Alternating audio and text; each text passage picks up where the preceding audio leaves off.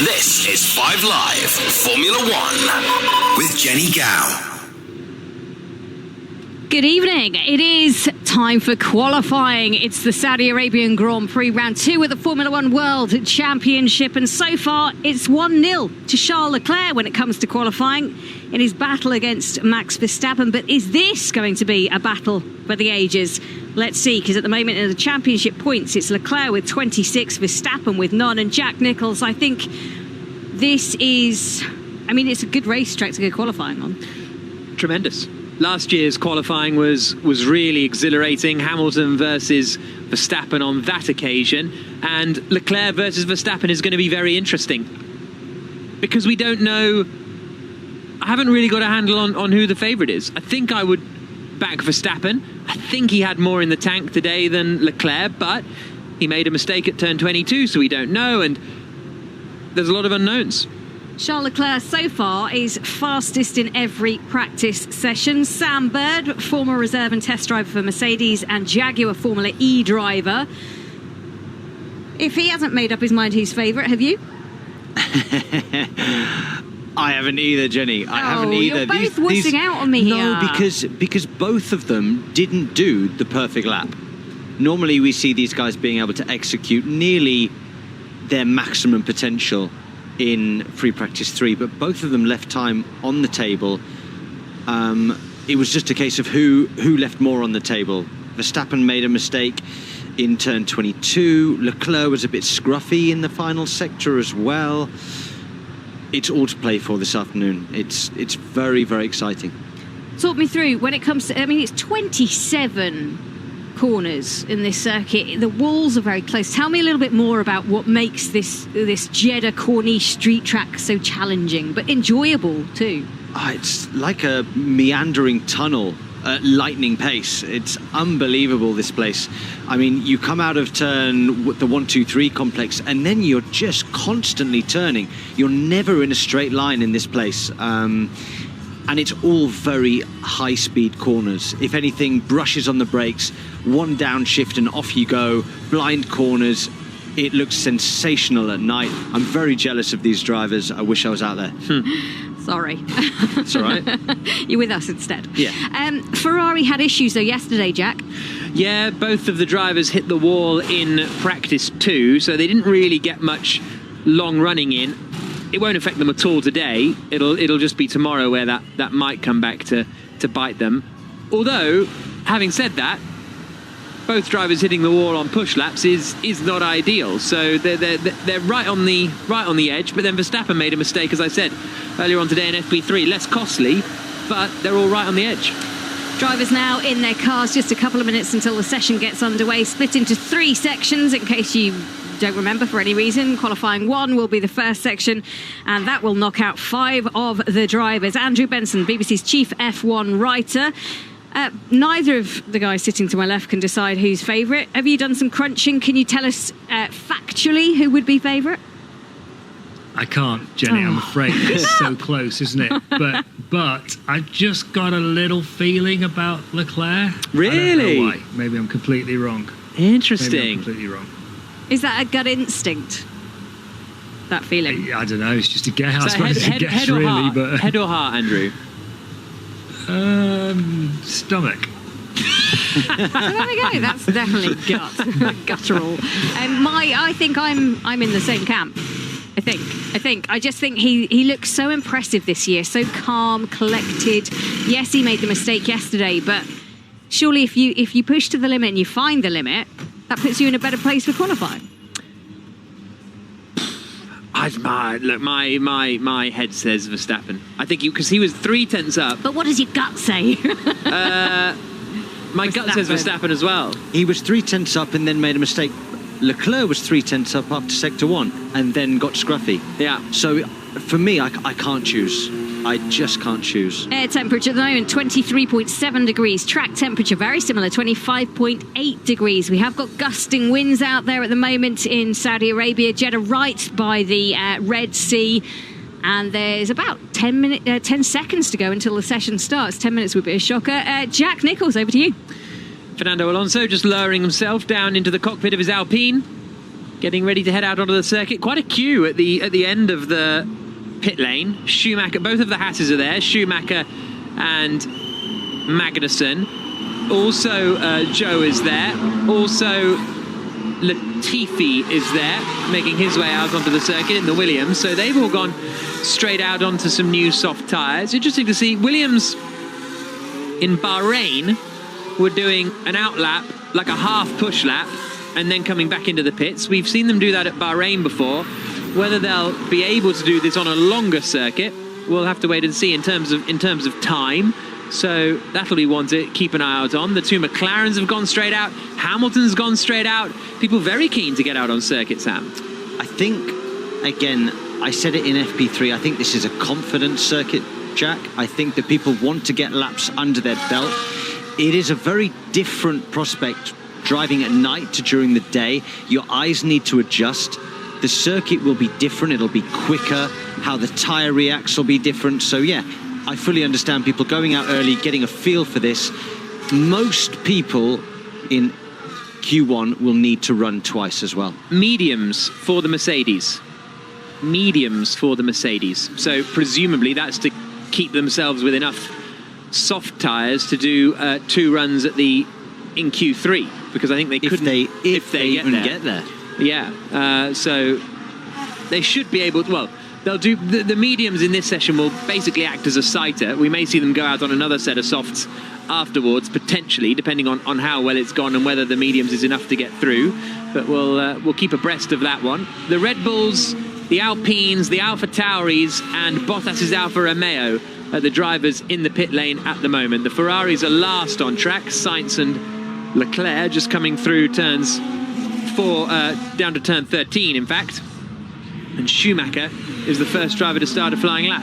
Is there also a thought that you don't want to get caught out? You want to set yourself a decent time, a banker lap, isn't it? Set yourself a banker lap so that we know this is a track of high attrition. If there are red flags, if there's collisions, even double-waved yellows could really scupper your chances in quality. That's a really good point, Jenny, because we saw last year, and we've seen in other categories again, like Formula 2 earlier today, this circuit, when it bites you hard, and red flags can occur. 15 and a half minutes to go. Sound you can hear, Lando Norris in the McLaren, flat out through that sequence of corners before just a little lift into the right-hander. Now down into 13. Back on the power again. Up through the gears, heading towards the next right-hand turn, which is going to be turn 16. Down 2. Back on throttle once more. Magnussen is going quicker than Norris through the middle sector. In fact, Magnussen, well, actually, they're pretty much neck and neck. But Magnussen is going to be the first driver to come across the line and set a lap time. Out of the final corner now, Kevin Magnussen drives towards the line. And the benchmark time in Q1 is a 1 minute 30.4 from Magnussen. And that is a pretty solid effort for those of you wanting to sync up. We've got 14 minutes and 29, 28, 27, 26, 25 seconds left on the clock. Zhou comes across the line to go 4 tenths slower than Kevin Magnussen. The quickest lap time we've had this weekend was Charles Leclerc earlier on today with a 1 minute 29.735. Jenny? Yeah, just having a look at the driver positioning on track, and it looks like Hamilton's leading out Russell, his teammate. Other ones going out together, Hülkenberg leading out Stroll and Aston Martin, and Sainz was leading out Leclerc and the Ferrari as well. Okay, we'll keep an eye on those ones. Hamilton, just getting a replay of him on the medium tyres. All out of shape on the apex of 2, Sam.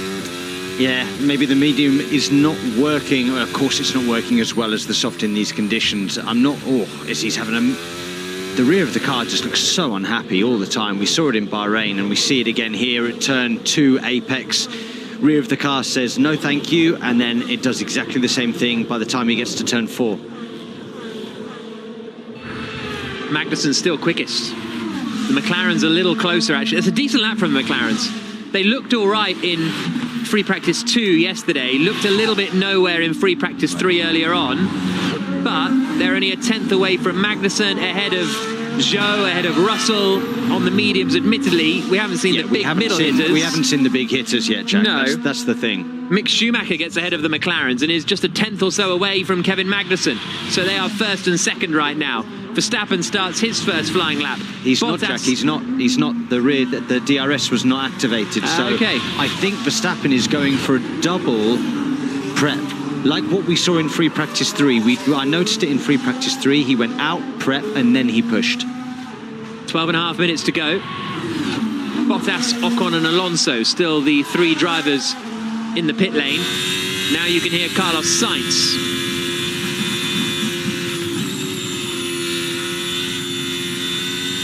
Now through the left-hander of turn 10, down towards turn 13. We'll get his first sector split, and he's 2 tenths up on Magnussen in the first sector. His teammate Charles Leclerc is following him on circuit, and he's done a pretty similar first sector to Sainz. Well, maybe just over a tenth quicker.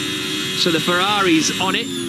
We'll keep an eye on Verstappen. Perez is on a out lap and just about to come around the final corner to start his first lap of Q1. All about being in the top 15 in order to advance.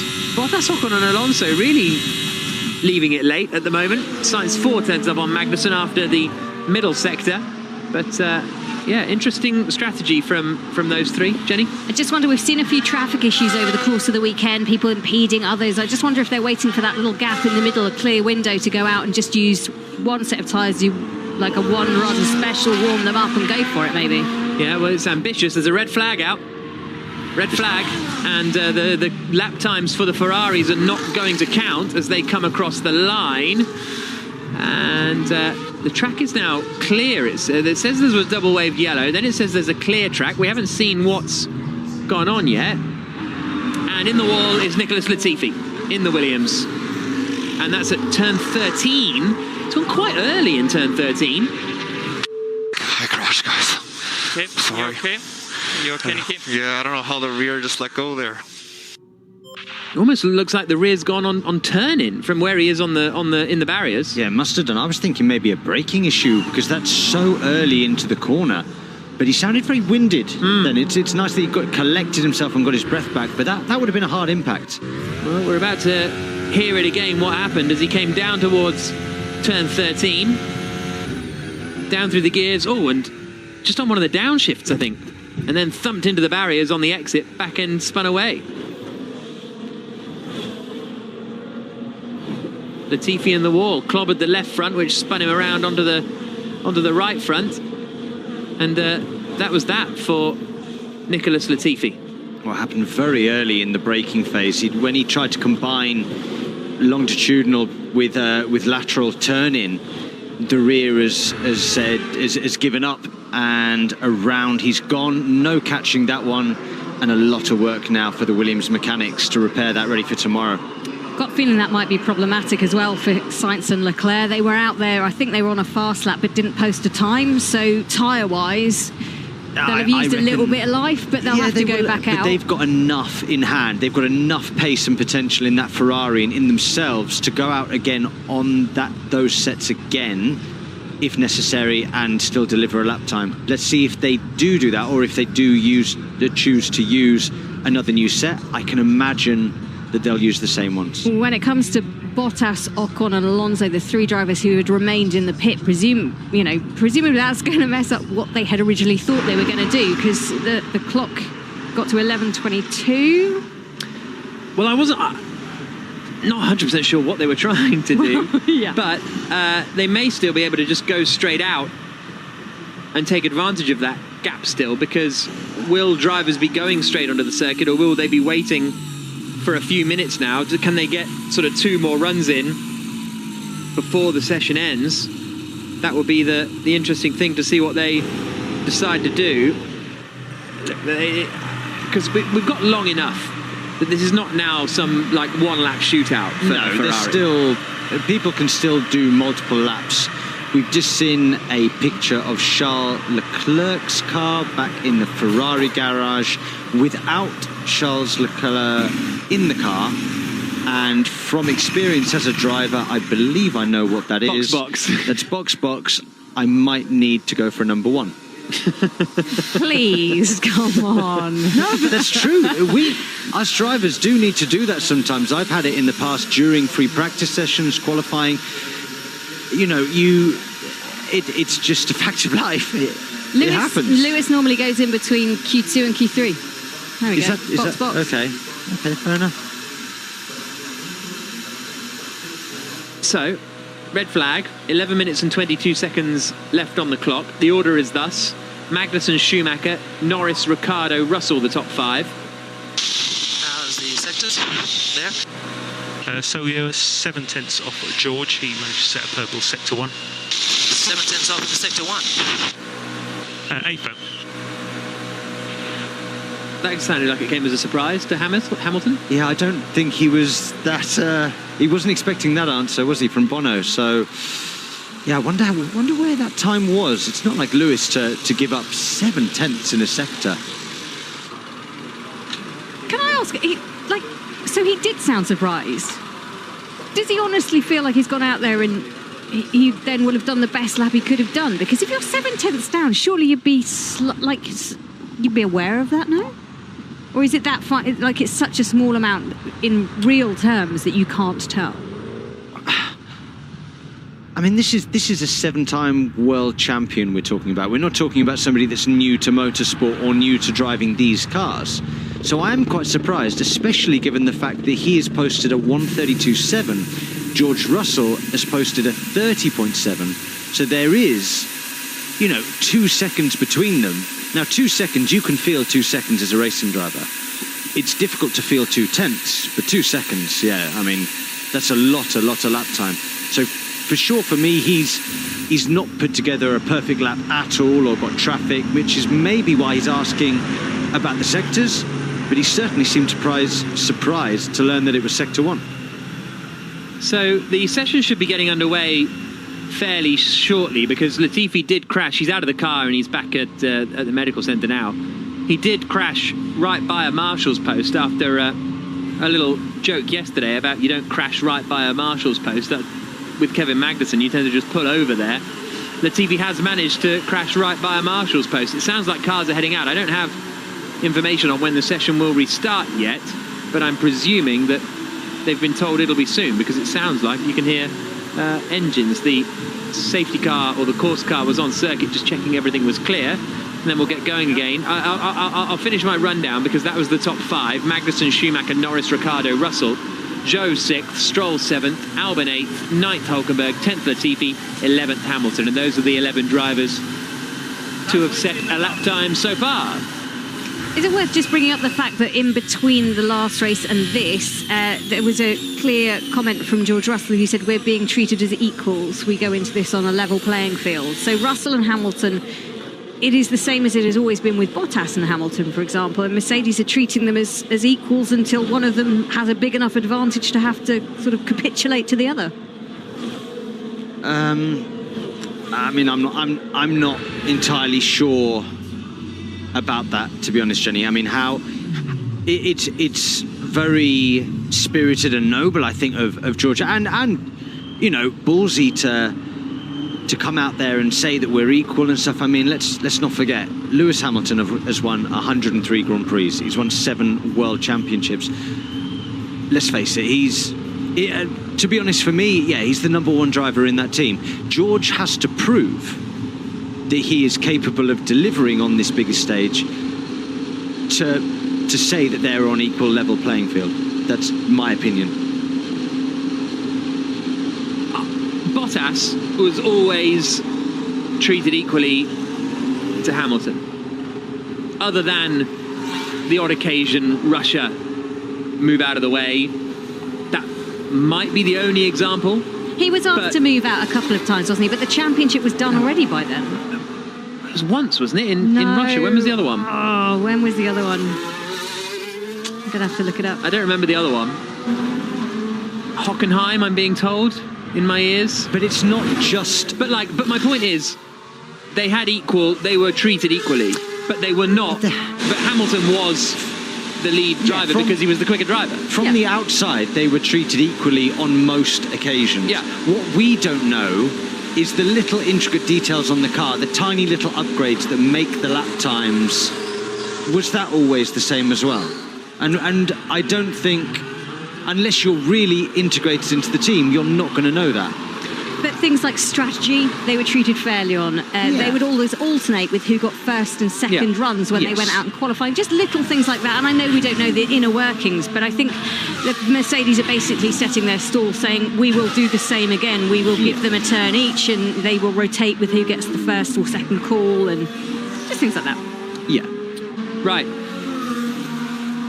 10 minutes to go. Cars back out on track. Albon remaining in the pits for Williams. Magnussen, Schumacher, Norris and Russell still in the pits. The top four, the two Hasses and the two McLarens. So maybe they will go out and do one lap at the end. I mean, they're ambitious to hope that that will be enough to get them through, but we'll have to wait and see what happens. Yep. Merck on the softs now. They've switched off the mediums onto the soft tyres. Yeah, well, they were going to use up that medium tyre, presumably to you have more softs remaining in the session. Box for any issue. More reliability at AlphaTauri. That's Yuka Tsunoda being told to come into the pit lane. Max Verstappen is now coming through 4 and 5. Through the gears. Through the double left-hander 6 and 7. Right again at 8. Right again at 9. Out through turn 10 and then down towards turn 13. Charles Leclerc is looking quick in the first sector 2. Verstappen does a 32.7 in sector 1. Keep an eye on Leclerc coming through that sequence of corners too, but that's pretty quick from Verstappen. As I said, 29.7, the fastest lap time we saw earlier on today in free practice 3. Sainz is looking quick as well. Verstappen coming up to turn 22 where he made his mistake in free practice 3. No need to be right on the limit at this point, due to the fairly straightforward nature in which these front runners should make it through. Leclerc is quicker than Verstappen in sector 1. Sainz is quicker than both of them in sector 1. Sainz 0.3 quicker than Verstappen in the first sector. Bottas now goes to the top of the times, a 1 minute 30.131. Verstappen now, Stroll goes second ahead of the two Hasses, so Haas will need to run again. Verstappen now goes to the top at 29.3. 1 minute 29.330. Joe now goes 5th quickest. Leclerc is 0.3 up on Verstappen after the first 2 sectors. Carlos Sainz is 0.4 up on Verstappen after the first 2 sectors. So Ferrari cracking on here. Ferrari cracking on indeed. Again, they start the lap so well. They've got so much pace in sector 1 compared to Red Bull. Red Bull brings it back in sector 3, but by that point, Ferrari have such a big advantage. It's very difficult for Max Verstappen to get that lap time back, as we see Leclerc go 0.3 up the road from the Red Bull driver, and then Sainz crosses the line and goes 0.2 clear of his teammate. Yeah, big lap those from the Ferraris. Lewis Hamilton is not on a great lap. He's the sound you can hear. He comes across the line. It's 12th quickest for Hamilton. At 1 minute 30.5, he's on the soft tyre now. Russell goes a second quicker. Russell splits the Red Bulls. Okay, he's 0.4 away from Verstappen and 0.4 ahead of Perez, but that's going to lead to some questions in the Mercedes garage. We heard earlier on today, a few minutes ago, Hamilton surprised at how far ahead Russell was, and it's 0.9 of a second the gap between them now. That's a massive cat amongst the pigeons, no? I mean, if Lewis Hamilton can't find any time, that's going to get a lot of people talking very excitedly.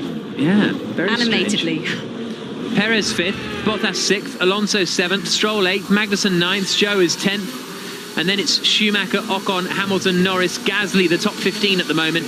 Eliminated as it stands would be Ricciardo, Hülkenberg, Albon, Latifi, Tsunoda. Yuki, there is something, some issue, fuel related, so we need to check the car. Fuel related issue for Yuki Tsunoda. I think the engine cover is just going back on the AlphaTauri, so that's what's going on there. He's still sitting in the car, Tsunoda, the only driver yet to set a lap time. He'll be hoping to get out. This is another Honda/Red Bull power unit. They had issues last time out when it was the race. It was both of the Red Bulls that couldn't finish. That was a fuel issue. So many question marks over this power unit. 5.5 minutes to go. Norris 4 tenths down on Carlos Sainz in Sector 1. The former teammates at McLaren 2 years ago. Bottas half a second away from Sainz in the first sector. Those drivers that hadn't gone out, i.e. the 2 Haas drivers and the 2 McLaren drivers, are now out on circuit.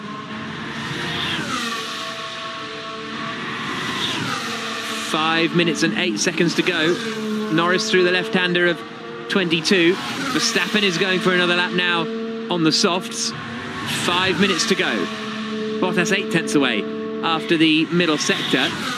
So he's kind of matching himself. Schumacher has backed off in the middle sector by the looks of things. Norris is coming through the final corner and out across the line. The McLaren driver currently 14th fastest. How far up the order is this going to jump him? If he finds 4 tenths, he'll go 5th. And that's exactly where he does go. A 1 minute 30.004. So that's a little bit more like it from McLaren compared to last week anyway. They just what they need. And Valtteri Bottas now places him down to 6th place for Norris.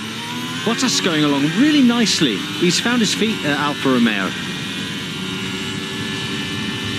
Sound you can hear is his teammate, Joe, 8th fastest. Only a couple of tenths away from Bottas. Magnussen then jumps up into 7th place. 4 minutes to go, so interesting these early lap times coming in. Not really going to have... This will be on their second set. Ricciardo only goes 11th quickest. But the driver at risk, Jack. The driver at risk. We never thought we'd say this. Yeah. I thought I'd never say this. Driver at risk, Lewis Hamilton in 15th place. He's coming around the final corner now and out across the line. Can the Mercedes driver find some time? He hasn't got a good drive off the final corner, and as a result, I don't think he's going to improve on this lap. Hamilton across the line remains in 16th place. 600th slower than Schumacher in 15th position. Now, he's got time for another cool down and another lap, but that's it. So I think we're seeing these early laps because, as we saw in practice earlier on, they're opting to do a lap, do a cool down, and then do another lap.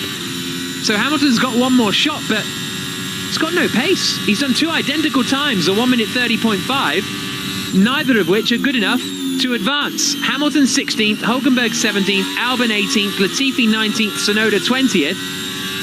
Mick Schumacher is going up to 11th place. So it's now Lance Stroll on the bubble in 15th position. The order is thus, with less than 3 minutes to go. Here's Hamilton's radio. We'll take another single call. We can go again. So they're going to go again. Can't seem to improve, says Hamilton. The order is Sainz, Verstappen, Leclerc, Russell, Perez, the top 5. Gasly, Bottas, Norris, Magnussen, Zhou, the top 10. Schumacher, Alonso, Ricciardo, Ocon, Stroll, the top 15. Eliminated would be Hamilton, Hülkenberg, Albon, Latifi and Tsunoda look to be out of the session. I can't get my head around this. We're so not used to seeing Lewis Hamilton not hooking something up, not being able to drag something out of a car, no matter what the car is. And for me, bottom 5. Are we at risk right now? Hey, firm, we are at risk. But if you're... Big risk. You don't discount Lewis Hamilton. Let's face it, he is one of the greatest that has ever done it. If anybody can pull it out the bag, it's the number 44 driver. So let's see what he's got to offer in the final 2 minutes of qualifying. He's got to pull something out the bag now, Jack. Otherwise, it's the end of qualifying for him. It's the 9 tenths as well. It's such a huge gap compared to his teammate Russell. Right, here comes Hamilton now. Winds it up. Out of the final corner. Across the line. Down towards turn 1. Onto the brakes now. Through the left. Through the... We were looking at it from a helicopter, but it didn't look on rails. He missed the curb slightly at turn 1, which then forced him a little bit tight and narrow through turn 2, which then can affect your throttle pickup point into 3 and 4. Now he's coming into the right-left sequence of 5 and 6. We'll get his first sector split here. He's up by a 10th on Lance Stroll. But the thing is, everyone else is going to be improving currently. A 10th isn't going to be enough for Hamilton. He's now coming towards Turn 16. The next corner on the circuit, downshifts twice, then gets back on the power. Magnussen goes up to 7th place. It's still Hamilton on the bubble, but Hülkenberg and Albon are both improving behind him. Ocon goes up into 11th position. Ricciardo now goes up into 11th position. Hamilton is only half a tenth up on Stroll. This is not a big lapping coming from Hamilton. Albon goes up into 16th position. Hamilton coming now to the final corner. Hülkenberg is improving, Stroll is improving, and Alonso is improving, which could all spell trouble for Hamilton. I don't think Hülkenberg's improving enough. Alonso goes up into 11th spot. Hamilton drives to the line, he gets up to 15th, but Stroll is following him.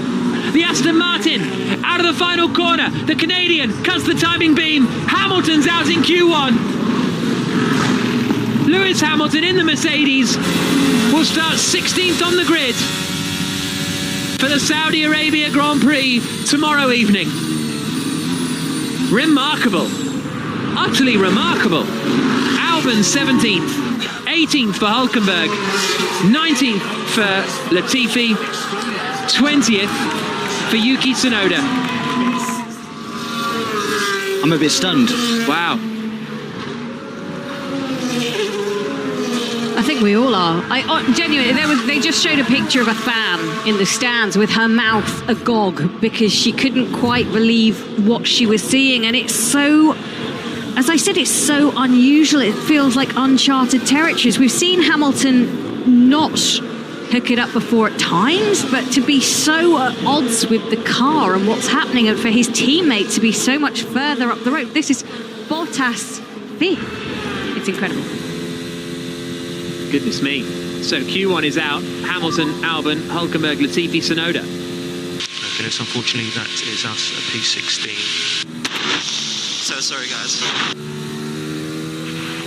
0.6 of a second gap to George Russell.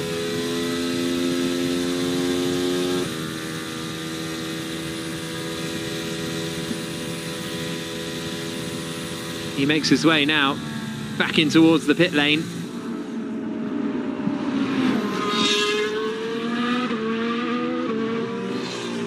Albon 17th on the grid, Hülkenberg 18th on the grid, 19th for Latifi, and 20th will be Yuki Tsunoda.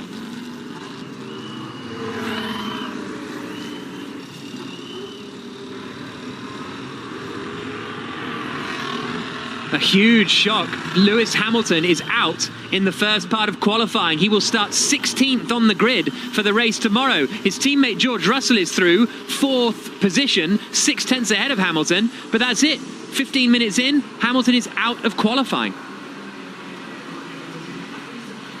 Tsunoda's up on the stands. Obviously he's out of qualifying, but his running is done. But there we go. Jenny. I've spoken to the team to ask if there was any particular issue for Lewis Hamilton. They've said there's no glaring issue, but the car clearly didn't have the pace. We will need to investigate why. Ouch.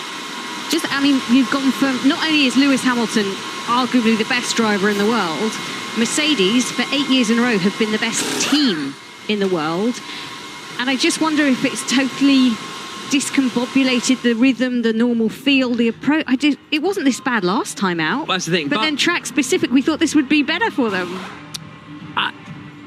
I don't really. Did they feel like it would be better for them, Mercedes?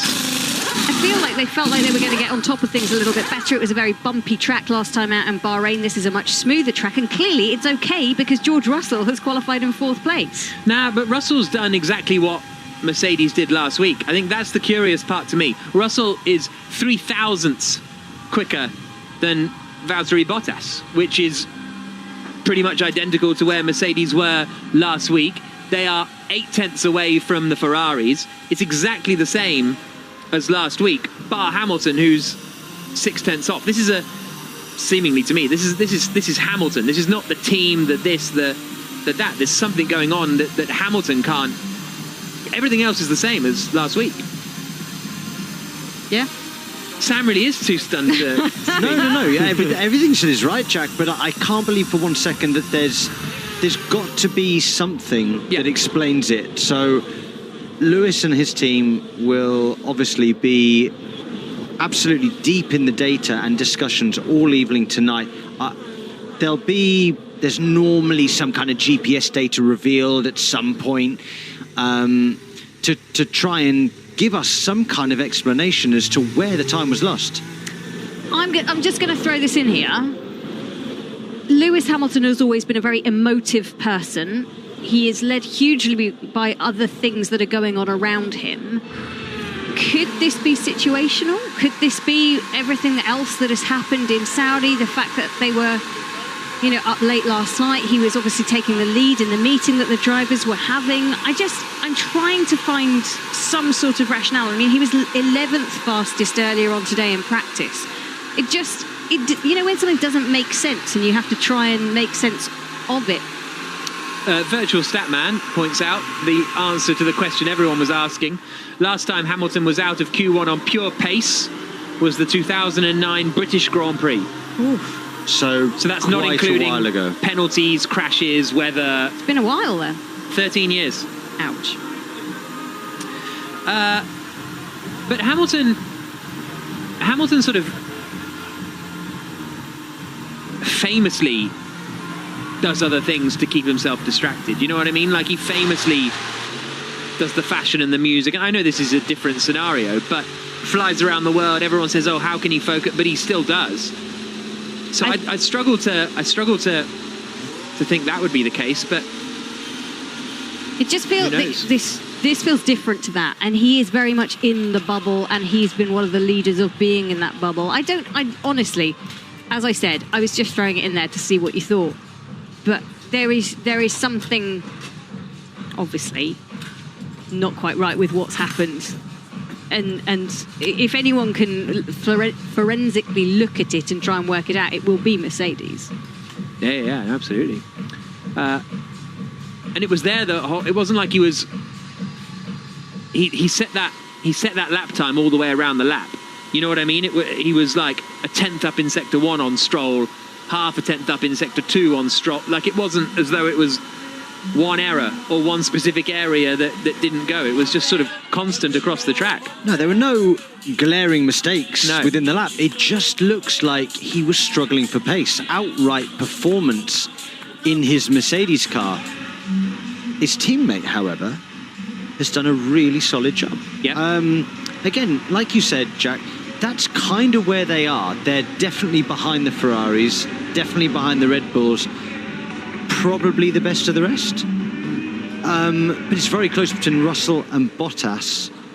I'm surprised Perez is down in P6. Doesn't really matter after Q1. What matters is after Q3, obviously. The fight still rages on between Sainz, Leclerc and Verstappen. Right, now we are getting underway for Q2.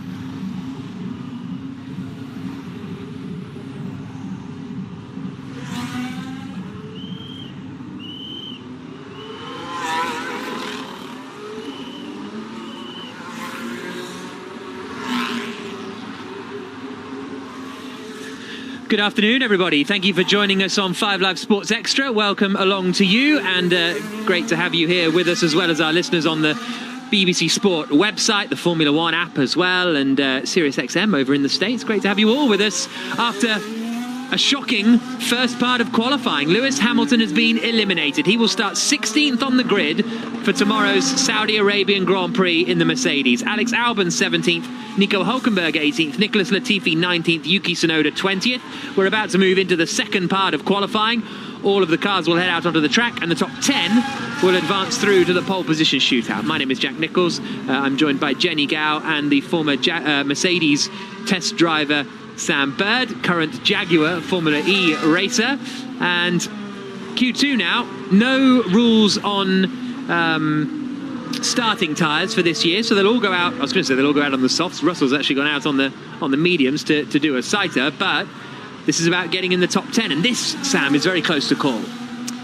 I don't know who's going to be eliminated out of this one. It could be, besides Sainz, Verstappen, Leclerc, Perez, anybody could go out in this track. Any of the other drivers can be eliminated. It was very, very close in that mid-pack.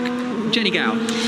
Yeah, just speaking to Mercedes again to just ask about the setup of the cars and try and find out if there was any significant differences between George Russell's car and Lewis Hamilton's. They've come back to say no, the setup was very similar. And as they said, they need to find out why the performance delta was so significantly different. Well, Magnussen now on a lap in the Haas. So is Mick Schumacher. Schumacher about 0.3 off Magnussen in that first part of qualifying. Leclerc coming through now too. Sainz was the quickest driver in Q1, a 28.855. So expect mid-28s at the end of this session from the front runners. Everybody joining the circuit except Bottas, Zhou and Stroll currently, the 2 Alfa Romeos and the Aston Martin. And we've got 12 minutes and 20 seconds to go. Leclerc doing a quick first sector, fastest sector actually of the weekend so far. Mick Schumacher is coming into the final couple of corners. We'll see what his benchmark time is going to be. He's going to be in a battle to get into Q3, looking to get into Q3 for the first time, Mick Schumacher. Magnussen made it into Q3 last time out in Bahrain. Mick Schumacher also looking for his first points of his Formula One career. Magnussen out to the wall and then across the line. Schumacher does a 1 minute 29.9. That's a good 0.2 improvement on his lap from Q1 and actually goes 0.3 quicker than Kevin Magnussen. So decent lap that from Mick Schumacher. Found a bit of a step. Kevin Magnussen made a mistake in Sector 1, Jack, lost a couple of tenths. But still, good improvement from young Mick. Leclerc across the line to do a 1 minute 28.885. That is a couple of hundredths slower than his teammate Carlos Sainz managed in the first part of qualifying. Pierre Gasly slots into third place, slightly slower than Mick Schumacher. Ricciardo is fourth. Norris now goes into second. So Norris gets ahead of the Haas of Schumacher, the AlphaTauri of Gasly, and the McLaren of Ricciardo. Russell now goes second fastest on the medium tyre. Decent effort that from Russell. I was just about to point out he's on that used medium tyre that he started the first qualifying part of qualifying with. So they're definitely, I think, trying to save a set of those softs. Different strategy to everybody else. It's a very solid effort on a used medium for George Russell. Imagine if somebody said during free practice 3 that, you know, you could do multiple laps on tyres and still improve. No one would have said that. That would be crazy. No, if anybody said that, I mean, they'd be wrong, wouldn't they? Andrew Benson. I'm sure our producer would have recorded that clip and we'll play it back as his ringtone to Andrew Benson for the next while. Perez goes second fastest, 4 hundredths away from Leclerc. Verstappen out of the final corner now, and the Red Bull driver comes across the line. And, oh, that was his cool-down lap thing he's doing. Okay, that caught me out again for the second time today. Out lap, prep lap, basically, and then a push lap. 10 minutes to go. Verstappen starting his flying lap now. Ocon returns to the pits, having done a lap that was 9 seconds off. Did a personal best in sectors...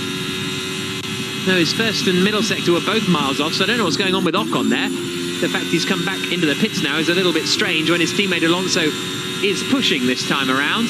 9 minutes and 30 seconds on the clock. Here comes Sainz now, down towards the final corner at turn 27. Back on the power. Alonso goes third quickest, ahead of Russell. A reminder, Russell on the medium tyres. Sainz goes third fastest. Goes about 2 tenths slower than he managed in Q1. Carlos Sainz. We've just got Verstappen and Stroll to come through. Verstappen through the middle sector and he's very wide again. He's done the fastest middle sector of anyone, but got right on the curbs coming through turn 22. Now down towards the final corner at 27. Stroll's about to do a lap that puts him 11th quickest. Verstappen out of the final turn. Drives to the line. It's not going to put him to the top here. He'll be up in the mix. It's third. Slower than his teammate. And about 100th slower than he managed in the first part of qualifying, Verstappen. So, top 3, separated by 600ths of a second. That's fine. It gets him through, doesn't it, Jack? That's the main thing.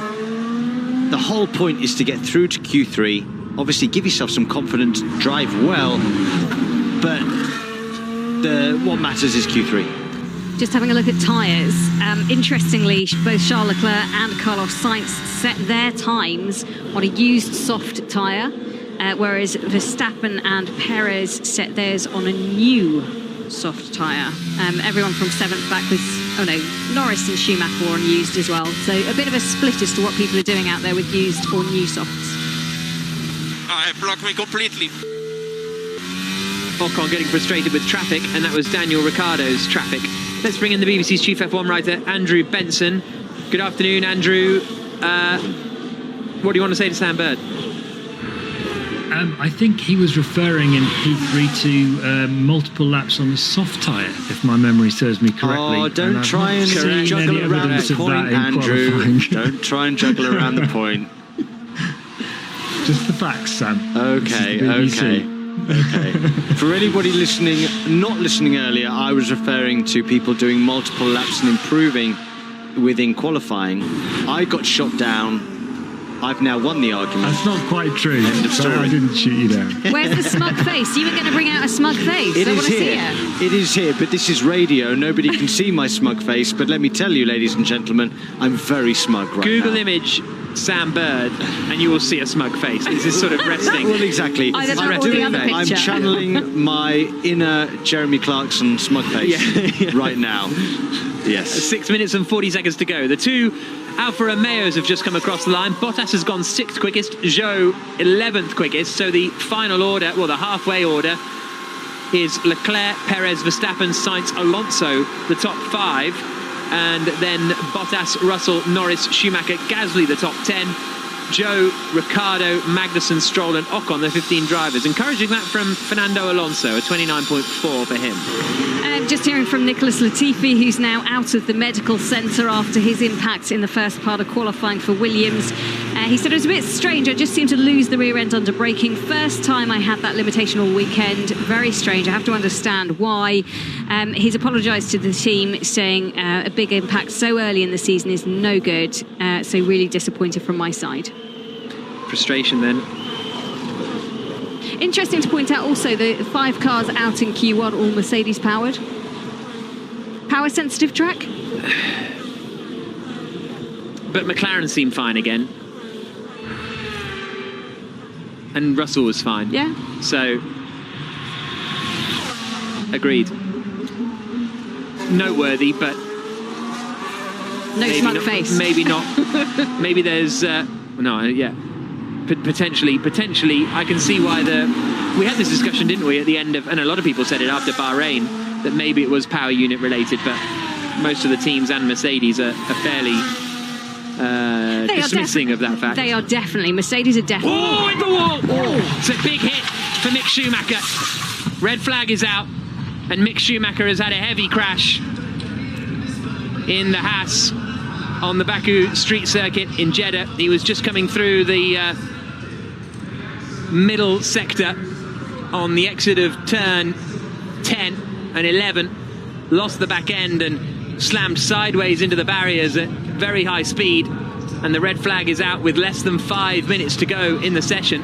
The order is thus: Leclerc, Perez, Verstappen, Sainz, Alonso, the top 5, Bottas, Russell, Norris, Schumacher, Gasly, the top 10, then Zhou, Ricciardo, Magnussen, Stroll and Ocon, the 15 drivers. Straight back into the pits comes George Russell in the Mercedes. Daniel Ricciardo is under investigation for that incident with Esteban Ocon and that block on Esteban Ocon that we saw earlier on. But Mick Schumacher, right at the end of the first sector at turns 10, 11 and 12, got on the curb, which sent him back across to the concrete barrier on the other side. He then slid back across the circuit, and a little tap on the wall the other side as well. But a big hit there for Mick Schumacher. Red flag is out. All the cars will now return to the pit lane, and as soon as we have any info on Mick Schumacher or any visuals, we'll let you know. Verstappen still sitting in the pits, fractionally slower than Sergio Perez, his teammate, in this first run so far. as I say, it was a heavy impact for Mick Schumacher. The 3 of the tyres seemed to come off on that. I thought wheel tethers were meant to be a little bit more robust and stronger to hold them on. Seemed very strange to me anyway. Yeah, just one of those things I noticed that they'd come off. There we go. Yeah, big impact for Mick, and as soon as we've got an update we will let you know. Car's now currently in the pit lane. Medical car is there now, so the medical car has made its way to Mick Schumacher fairly swiftly. Second accident of the session after Nicholas Latifi's crash earlier on, and Jenny gave us the report there from that. So the doctor has arrived at the side of Schumacher's car. Dr. Ian Roberts, once again, there. Alan van der Merwe, who's usually the medical car driver, not doing Formula One this season at the moment. Anyway, so experienced pair of hands, and they have a local doctor as well who sits in the back of the car and is also in attendance, and any impact that's of any considerable size, and they have a readout of how many G's the crash is, then they get automatically sent to the medical centre with, you know, some of the top facilities that are available to them. Before you become a Formula One driver, you actually have to do a neurological evaluation and exam, which basically showcases to the doctors within Formula One how your brain works. If you have a shunt like this, a light goes off within the cockpit. If it's over a certain amount of G's, you have to go there. And then actually, if it's large enough, you have to be cleared again by taking some tests. And if you pass, you're allowed to race again. But that's a very large, worrying shunt for Mick. He's come through, where was it, turn 9 and 10. Turn 9 and 10, got on the curb, and yeah, the car's very, very loaded heavily on the right-hand tyres, got on the curb, the car's not been happy, and there's no runoff on this circuit. When you make a mistake, I said it before, it bites you and it's bit very hard. They also have special gloves now, don't they, which have got all their medical readouts, so they can immediately tell in the medical car on their way just how the driver is, the condition of the driver. The FIA have done such a good job of bringing through more and more technology, more and more data that they can analyse as soon as a point of impact happens. Always learning, and I think the cars are a lot heavier this year because of the learnings that they got from when Romain Grosjean crashed in Sakhir. And they kind of understood more about that, so they wanted to protect the driver even more. So a lot of people have said, oh, why are the cars so heavy this year? Well, protect the drivers to make sure they're okay.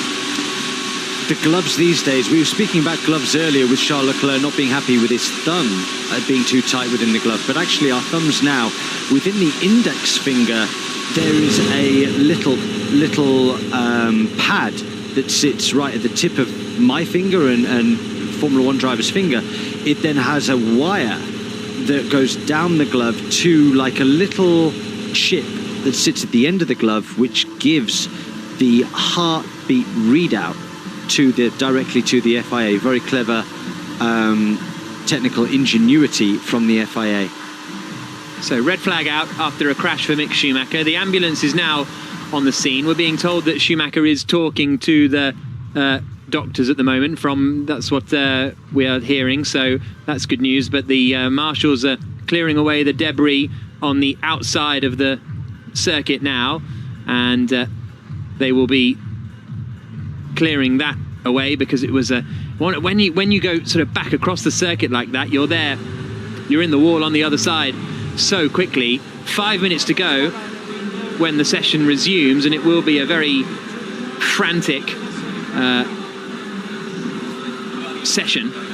end of the session, and everybody else is going to be out of the car. It's going to be quite a delay here, not only for whatever goes on with Mick, who, as I say, is reportedly conscious and speaking to the doctors, but also clearing away that car and everything is going to take a while. So Mick Schumacher being lifted out of the car now, which is, I suppose, it's what it is. There we go. He's being taken out of the car. So Verstappen having a chat to Adrian Newey. And he's giving feedback to Newey. Can we earwig? Yeah.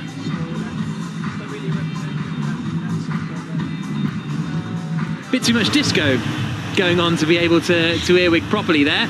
Well, what he did say is that he felt like he lost quite a bit of time in turn 2. So that's quite interesting. It is. Sector 1 has been all weekend really a sector that has suited the Ferraris more than it has suited the Red Bulls. The Red Bull tends to come into its own more in Sector 2 and Sector 3. Certainly does. So Charles Leclerc at the wheel of his Ferrari now. Interesting that some drivers get out the car every opportunity they can. Some like to stay in. So I guess the question is, what about you? I'm a sit-in kind of driver. Yeah. I'm a sit-in kind of driver. We're now seeing pictures of Pierre Gasly. Interestingly, AlphaTauri were making some minor adjustments, not adjustments, but repair work to the back end of their floor. With the new regulations, the floor is such a vital part of the aerodynamics, and their car looks quite soft. When it's loaded laterally, it's taking an absolute beating, and they've had to take to taping it basically back together. Just getting reports through from the Haas F1 team saying that they have heard that Mick is conscious, out of the car, and currently on his way to the medical centre. That's good news then from the Haas team, as the clear-up operation will then begin once Mick is on his way to the medical centre, with 4 minutes 58 seconds left on the clock. As I say, it's going to be a bit of a scramble to get out there. You'd think that the top 4 are going to be safe and probably won't use another set of tyres, but then, and it's quite a big gap back to sort of Pierre Gasly, 1.1 seconds away, down in 10th position, but you've still got a lap to come in from Magnussen, you would have thought, in the other Haas. Alonso up in 5th suggests that there's good pace in there for Ocon. They are the Haas car is now about to be recovered with a crane and hauled away from the damaged site. There's also going to be, from the crash site I should say, there's also a load of cement dust going down on the, because he slid a long way down the track, so presumably that's dropped some fluid all the way down there as well. It's a big old clear up. Oh, that is one ruined Formula One racing car. That there's not going to be much on that is salvageable.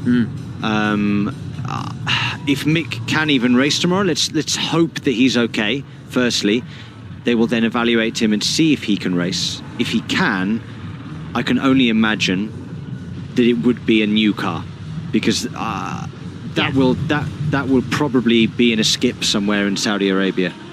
Yeah, it's a big rebuild, isn't it? Big rebuild. And they did say coming into this event that because of the proximity of the barriers to the track and the lack of runoff and things like that, that recovery of red flag situations and cars might take a little longer than we are used to, just because of the logistics. They're lucky actually that it's happened just near a cut through, so if they come inside of the circuit, they can just get the car off. Oh, just look at the back. It's just the whole back end is coming off the car. Yeah. Oh, it has. Gone. It's come off the car, Jenny.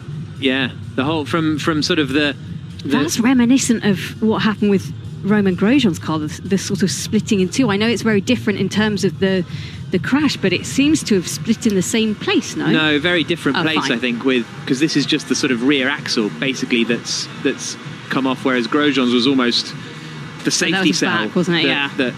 that came apart. So very different damage. It looks like all the sort of wheels were on there as well after that. No, there were definitely two off. Okay. But, so a lot of cement dusters is now going down to basically make sure that there's no oil, no water on the circuit. When that gets on the tyre, you lose grip. Yeah. So I'm not sure whether people will improve too much. Of course they will still improve, but certainly in that sector of the track alone, I can imagine people won't be setting microsectors of green going through 11 and 12. Yeah, it's going to be interesting, because it depends also whether, I haven't quite worked out where on the racing line that is at the moment as well, because obviously a lot of the time or some of it, he's sort of slid along the barriers. So maybe that's sort of relatively off the racing line, but there'll definitely be a bit of it out there. There's no doubt about that. A lot of people asking questions about, whether Formula One should come here. Sam, what is this a? And look, I'm not here to jump on bandwagons or anything like that, but is this a dangerous track? Is it too bad, or is it just one of those street circuits? This is what you get. I think it's on the limit. Yeah. It's on the limit. Drivers love it, but at the same time, we've just seen an example there, a fairly nasty reminder that motorsport is dangerous, and it can hurt.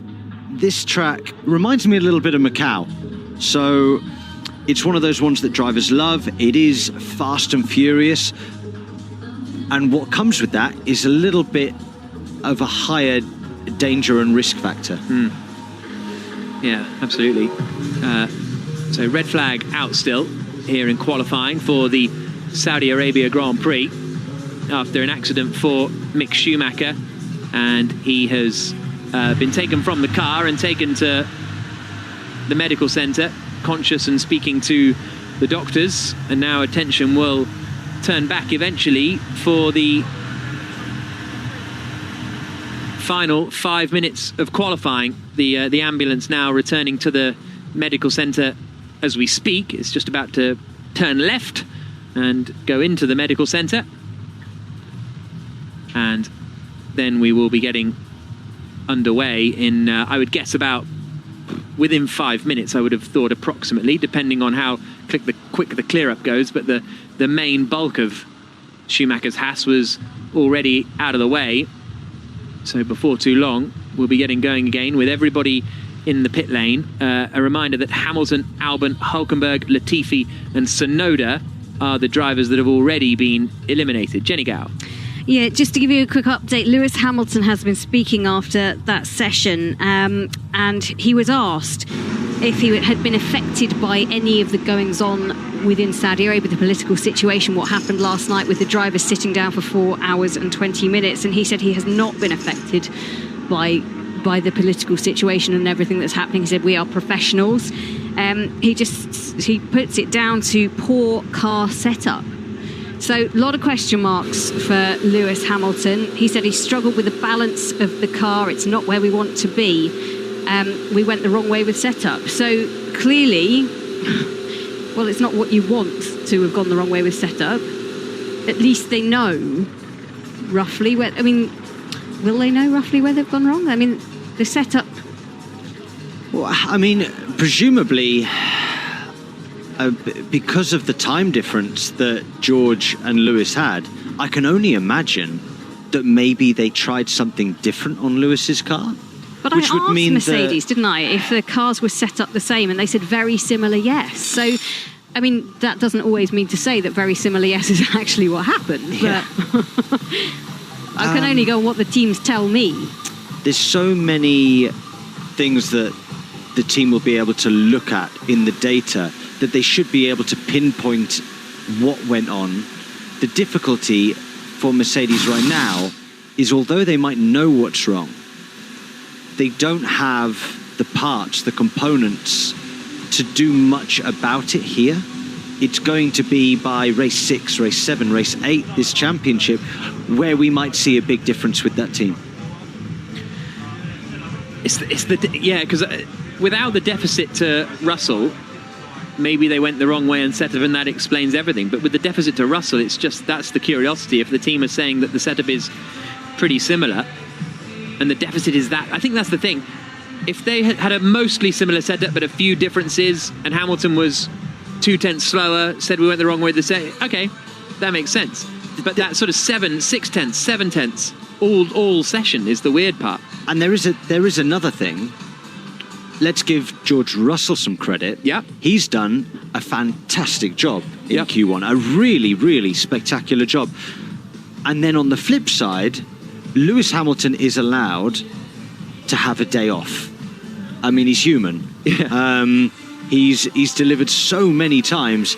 let's say if he didn't deliver at his best today by a couple of tenths, and George Russell has outperformed himself and done an incredible job by a couple of tenths, and Lewis' car was a couple of tenths off, that's all the time there, and it's quite easy to explain if you put it like that. Well, Mattia Binotto and Christian Horner just having a chat out the front of the Ferrari garage currently. Get a microphone in there. Go on. Binotto masked up, having a conversation with Horner, who has his headsets round his neck.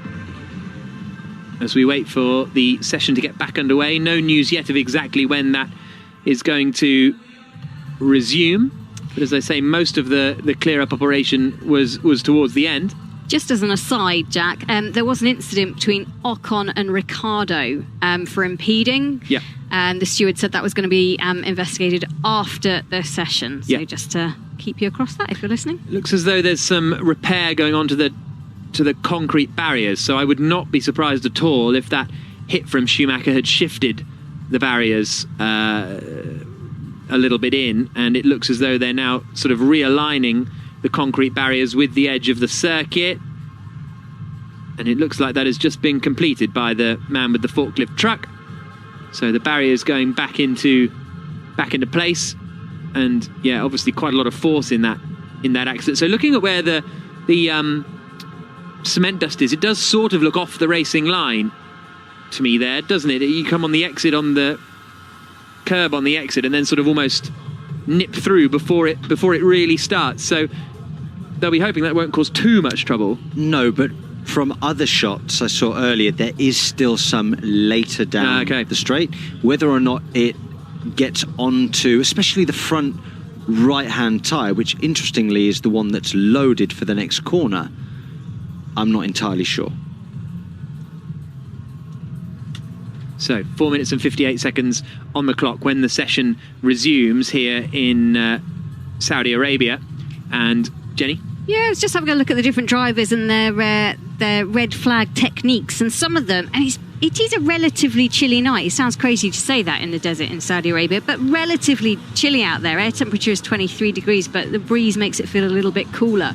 And quite a lot of the drivers, Sam, choosing to stay in the cockpit nice and snug, some with their helmets on. Daniel Ricciardo, helmet off, just having a bit of a drink, but it's like cocoon-like in there, isn't it? I mean, you wouldn't get me. It's like being in a giant sleeping bag, but less comfortable. Oh, no, Jenny. Being in a race car is one of the most comfortable places you can be.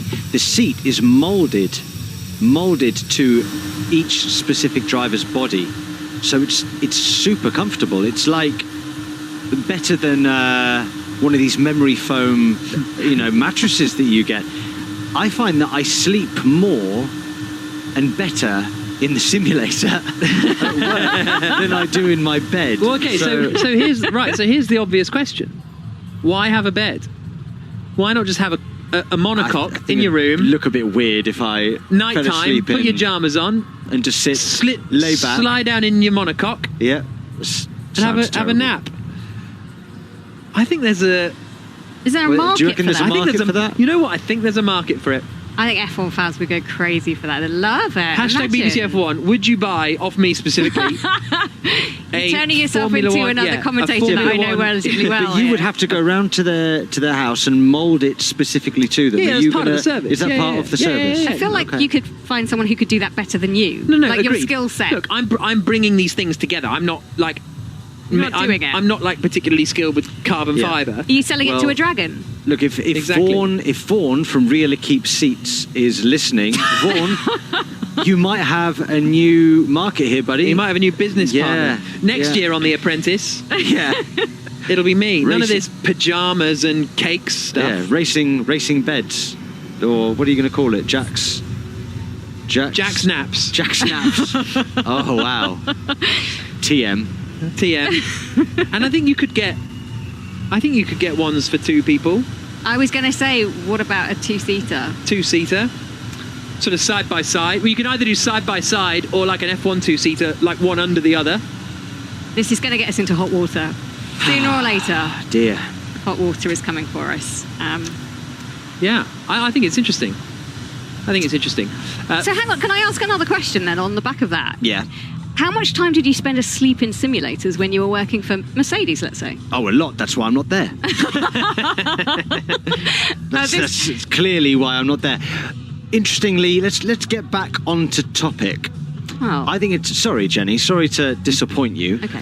There's a very interesting spread below the top two teams, isn't there?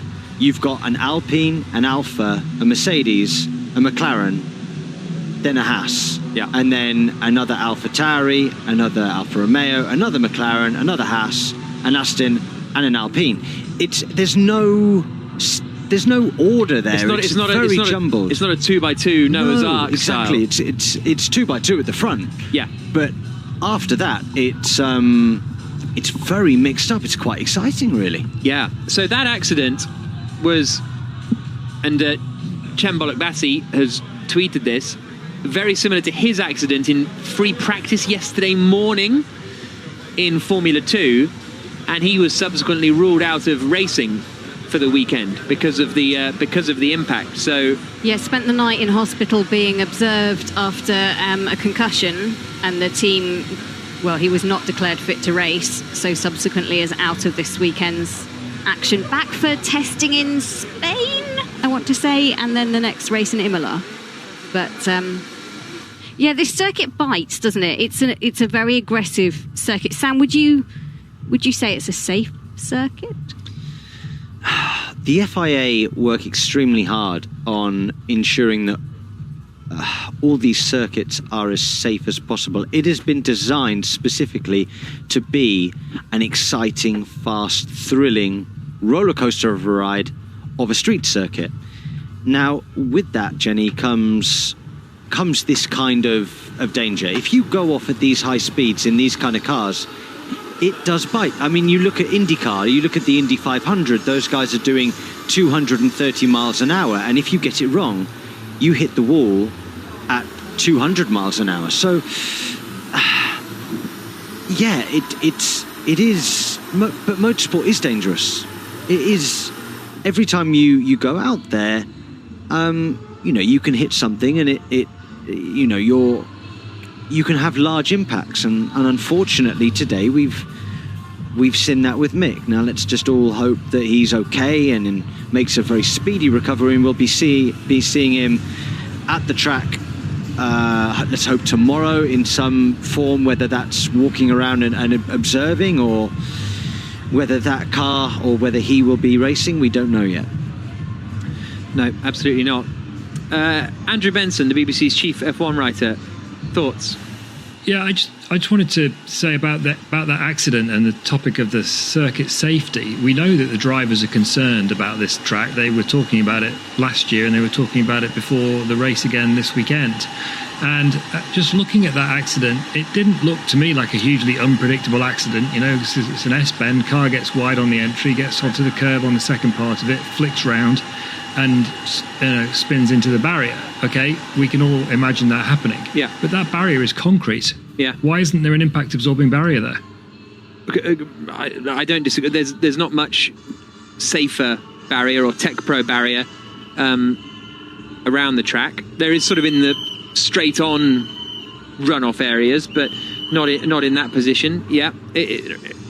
I have to say, I was quite amazed walking the track last year. I have to say, I was quite like, crikey, this is a bit when we have to have 100 meters of runoff at Silverstone, and you have to spend 20 million on redoing Spa, which I think, by the way, I think the Spa changes are excellent, especially at the top of Eau Rouge and Raidillon. Like, I don't disagree with it. I think they're excellent.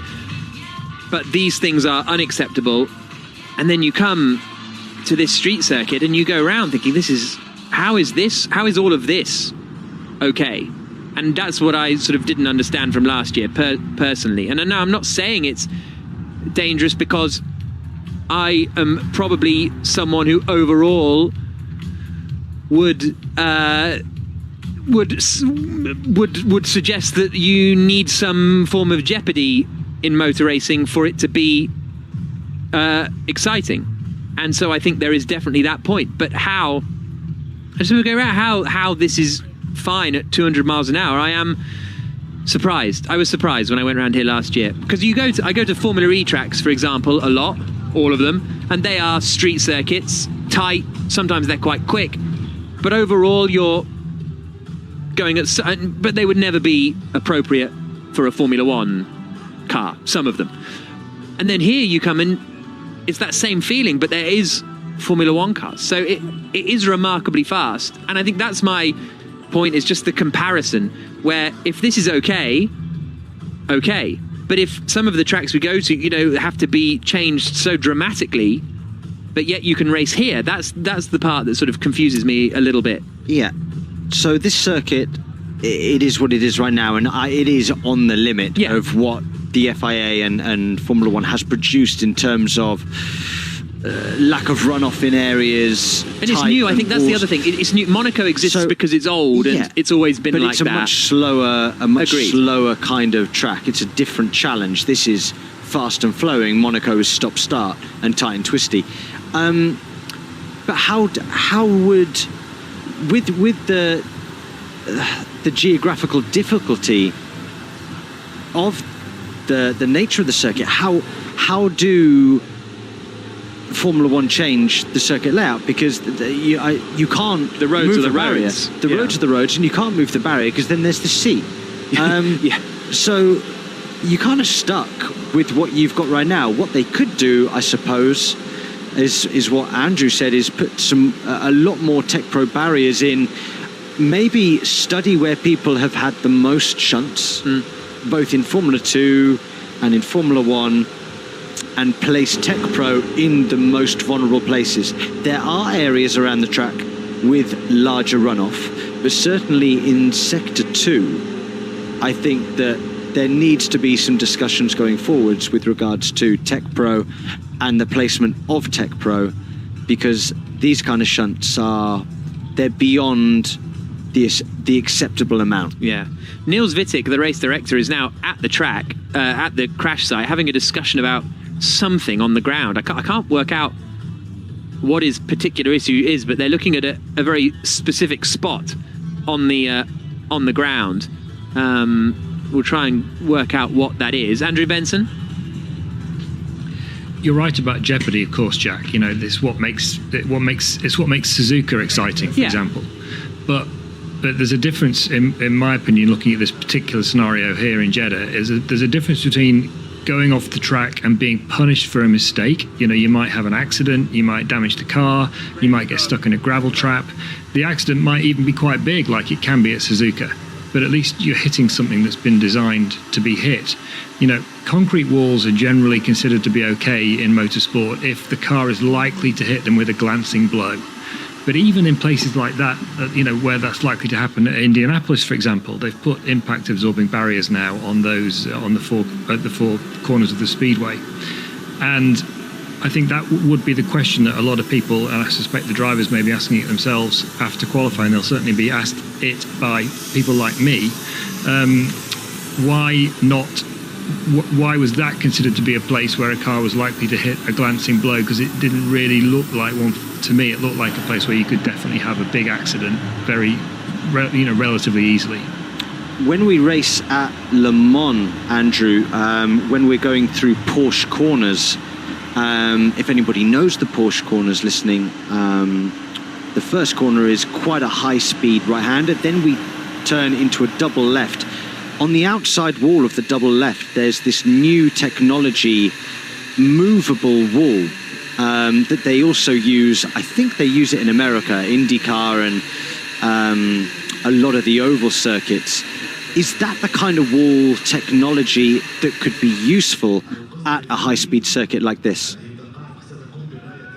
Yeah, exactly. The corners at Indianapolis are now much safer. That's the speedway in America, are much safer than they used to be because it was just concrete there. And I haven't seen the exact barrier you're talking about at the Porsche curves, Sam, but I know the corners, of course.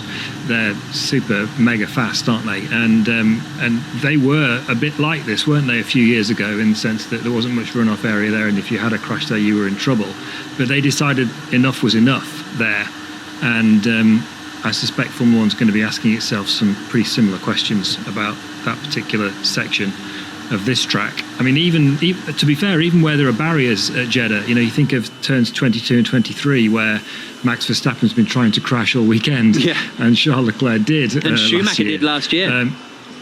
Exactly. That was very obviously a place where you could have this kind of accident. You lose it on the entry, you get sideways, your car spins round, you're going to hit at high speed side-on impact. And they've put lots of impact-absorbing barriers there. I'm not using the trade name for obvious reasons.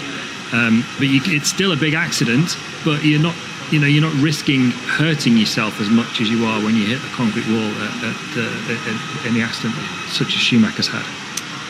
Andrew, I think just your thoughts on Nils Wittig is on the phone, by the way. He's arrived he's at the track and at the crash site, as I mentioned. He's on the phone having quite a lengthy discussion with obviously someone as they try and resolve whatever the issue is on the run down towards turn 13. There's no work being done, so I don't really know what could be the problem there. But Andrew, this is a new track. I think that's what kind of surprises me the most, and it's not dissimilar with Baku. Obviously Baku's been all right, but Baku feels a bit sketchy. But it feels like we're allowed to go to new sketchy street circuits, but an old traditional circuit has to be sort of ripped up a bit, and the jeopardy has to be taken away. I think that's the part I can't quite get my head around.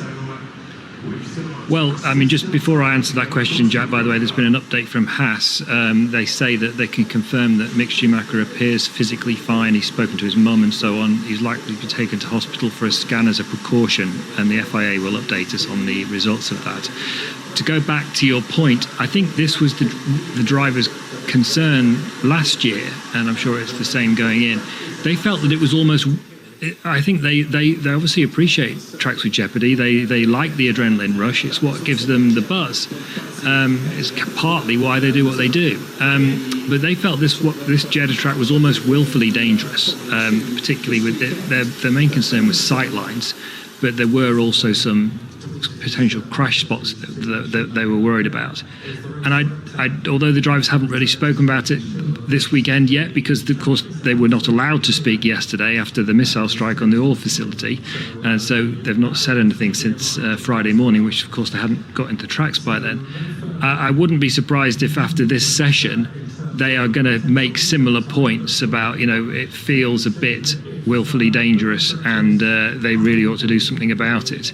And actually, by the way, while I'm talking to you, I've just had a message from Stuart Pringle, who's the MD of Silverstone, and he says, Jack, you're completely correct. They've been instructed to spend millions to make Silverstone safer, and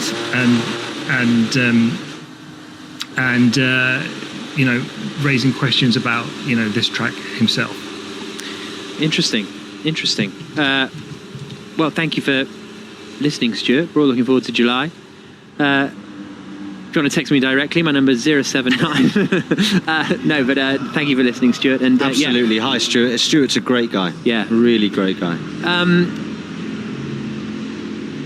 Okay, I'm going to chuck one more at you, Andrew. Bad weekend for Formula One? Yeah, not good, Jack. Does this add into it, or is it actually pretty unrelated? I don't think this is the same topic, is it? No, of course not. But as an overall narrative of the weekend. No, Formula One. I think looking at it from the outside, I don't know how many people Formula One. I don't know how many people in Formula One will think this way. Although I know there are a few, because I've been contacted by a few senior figures who have been quite spooked by this weekend. I had a message from someone not very long ago saying actually they hoped that they never came back. It's that bad. But I think it's raised all sorts of questions about the wisdom of coming to Saudi Arabia in the first place. The missile situation in Saudi Arabia has been known for several years now. Jeddah has been known as a target for several years, as you'll know from Formula E experience, Jack. Lots of remarks about following the money and where does it lead you. I think this issue with the track is a separate one, but it's obviously all going to get bundled up into the same question as to, why have certain decisions been made in this particular scenario. Jenny Gale. I think after everyone has packed up and left, then the real, I suppose, investigation into this can all start happening. The discussions of whether it's appropriate to go back to Saudi Arabia will begin. And Formula One adjust quickly. So we shall see what they say. Hashtag BBC F1 if you're going to get in touch with us. Just going to wait and join up with 5 Live. 6:20 on your Saturday night. Red flag in qualifying.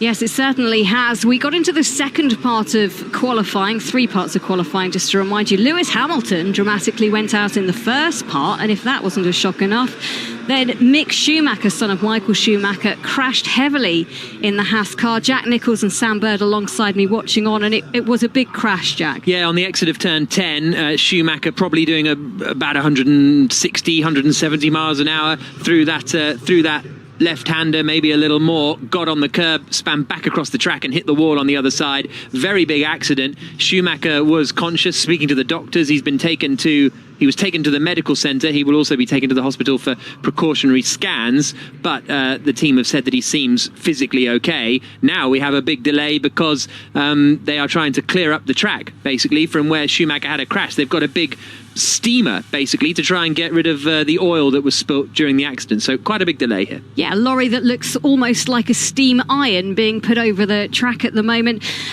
Sam, just take us back to the first part of qualifying briefly, if you will, because it was a shock. Lewis Hamilton could only qualify 16th fastest. Yeah, that was a shock, Jenny. Nobody was expecting to see that, especially given the fact that his teammate, George Russell, put his car into 4th place in Q1. So a bad day at the office for Lewis Hamilton. The battle now is going to be for pole position when the session gets back underway, and it just looks incredibly tight. After that first runs in the second part of qualifying, Leclerc, Perez, Verstappen, all separated by less than 1/10 of a second. It's going to be an incredibly tight fight for pole when we get round to it. Yeah, we've already seen Leclerc last time out in Bahrain battling Verstappen. Jack, I think this sets us up nicely for the season, doesn't it, with these two battling it out? And very important for Verstappen to get some points, because if he gets beaten by Leclerc again, then it's going to be a challenge, because he didn't score any points in Bahrain a week ago. Still early in a long season. Yeah, certainly is. 5 minutes, just under 5 minutes left on the clock. It is a red flag at the moment. No sign of the cars going out as we speak, but we'll keep you up to date. You can join us over on 5 Live Sports Extra, which isn't called 5 Live Sports Extra anymore. I'm so out of phase. Sorry.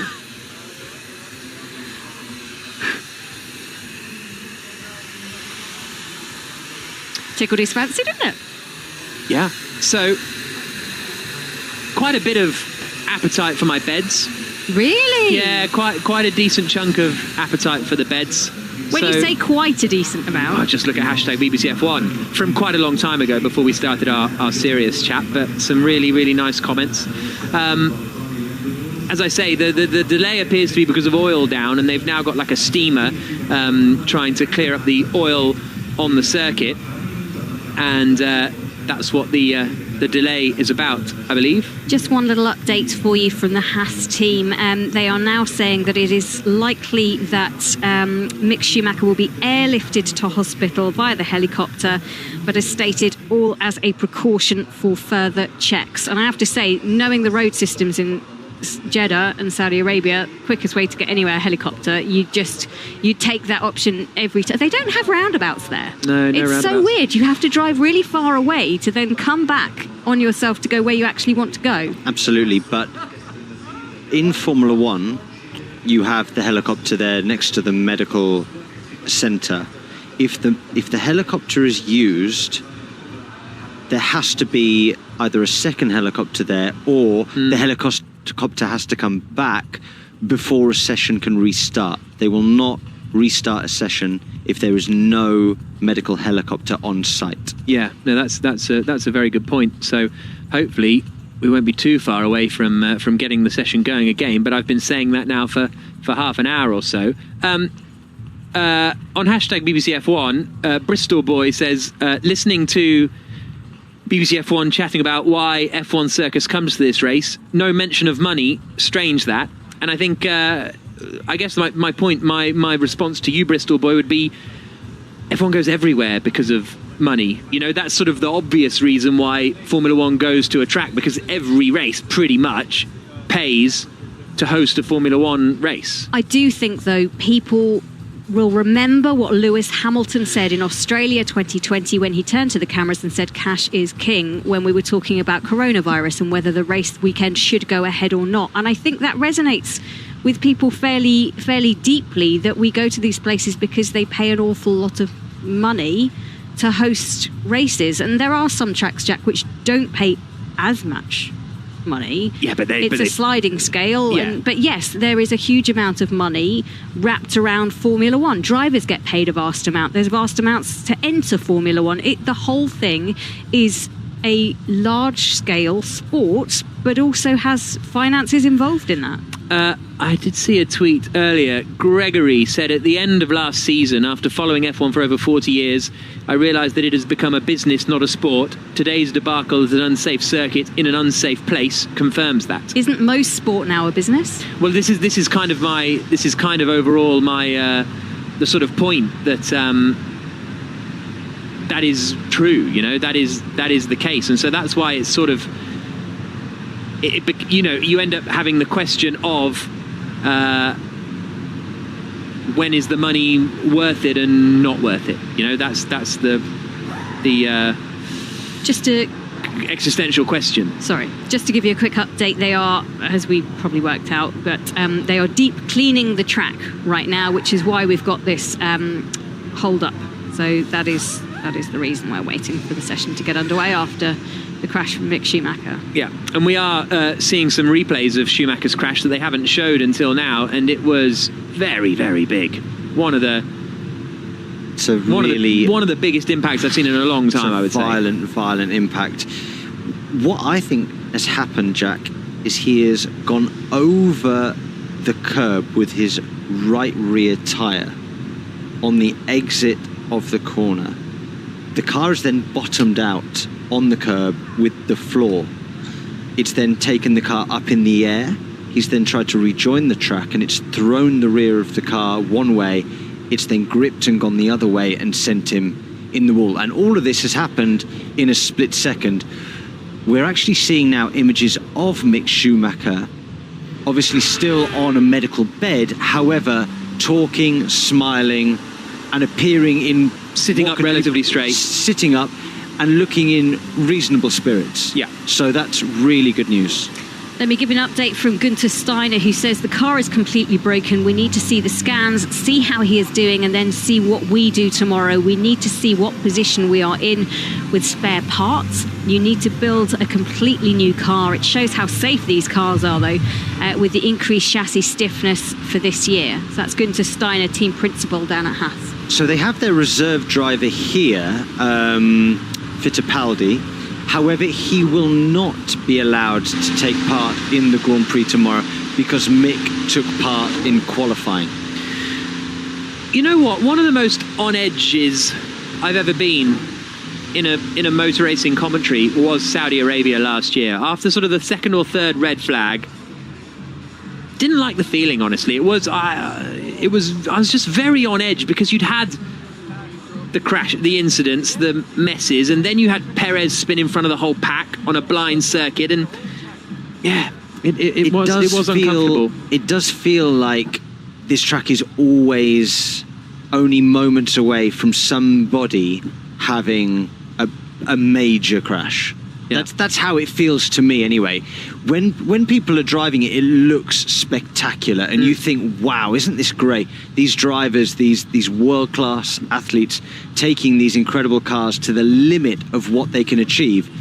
And when you're following on board, it looks amazing, but when it goes wrong, it's bad.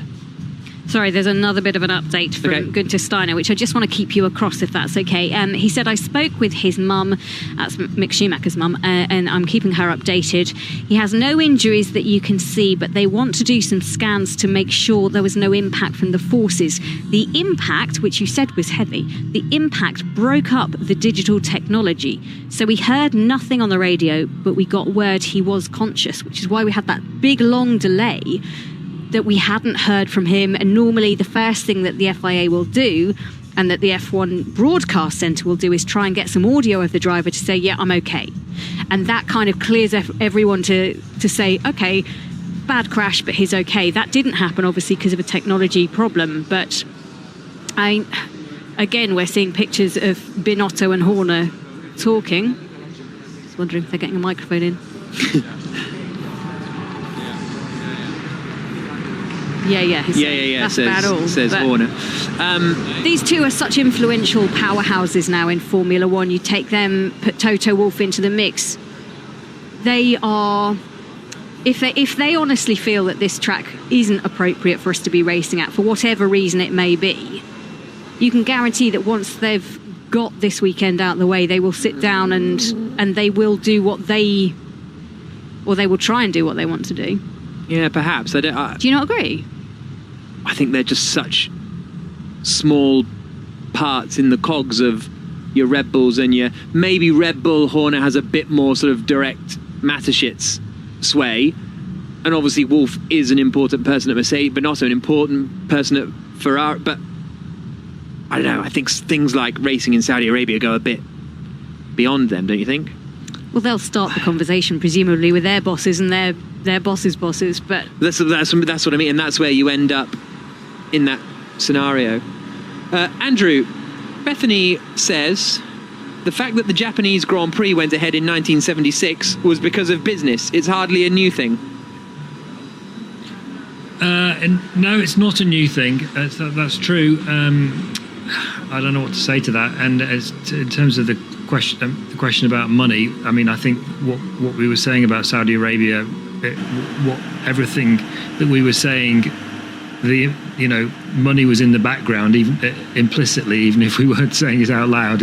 I would say in our defence, some tracks. I think some people will think Saudi have got away with a bit too much on this track because of the cash.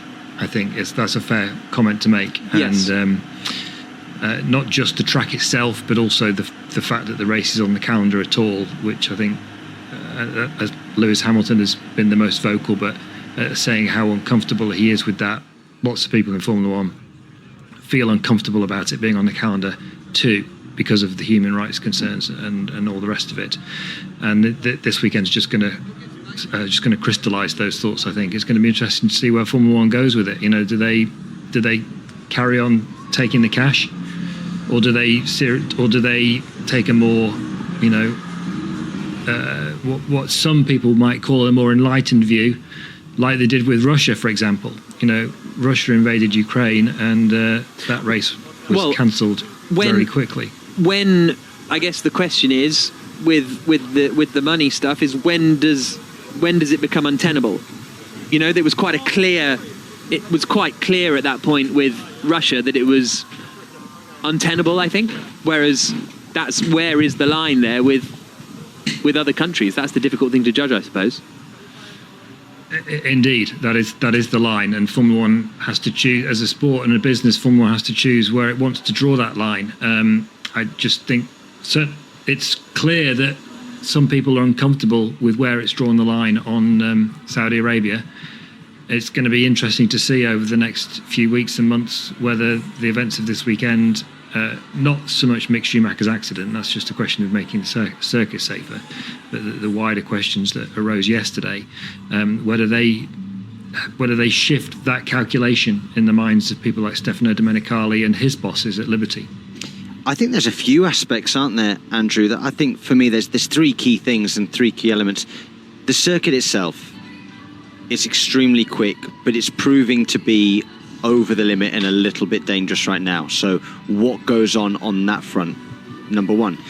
Number two, politically, is it politically the right thing to do to come to Saudi Arabia for Formula One? Seeing as some of their beliefs, etc., and going forwards, is that right?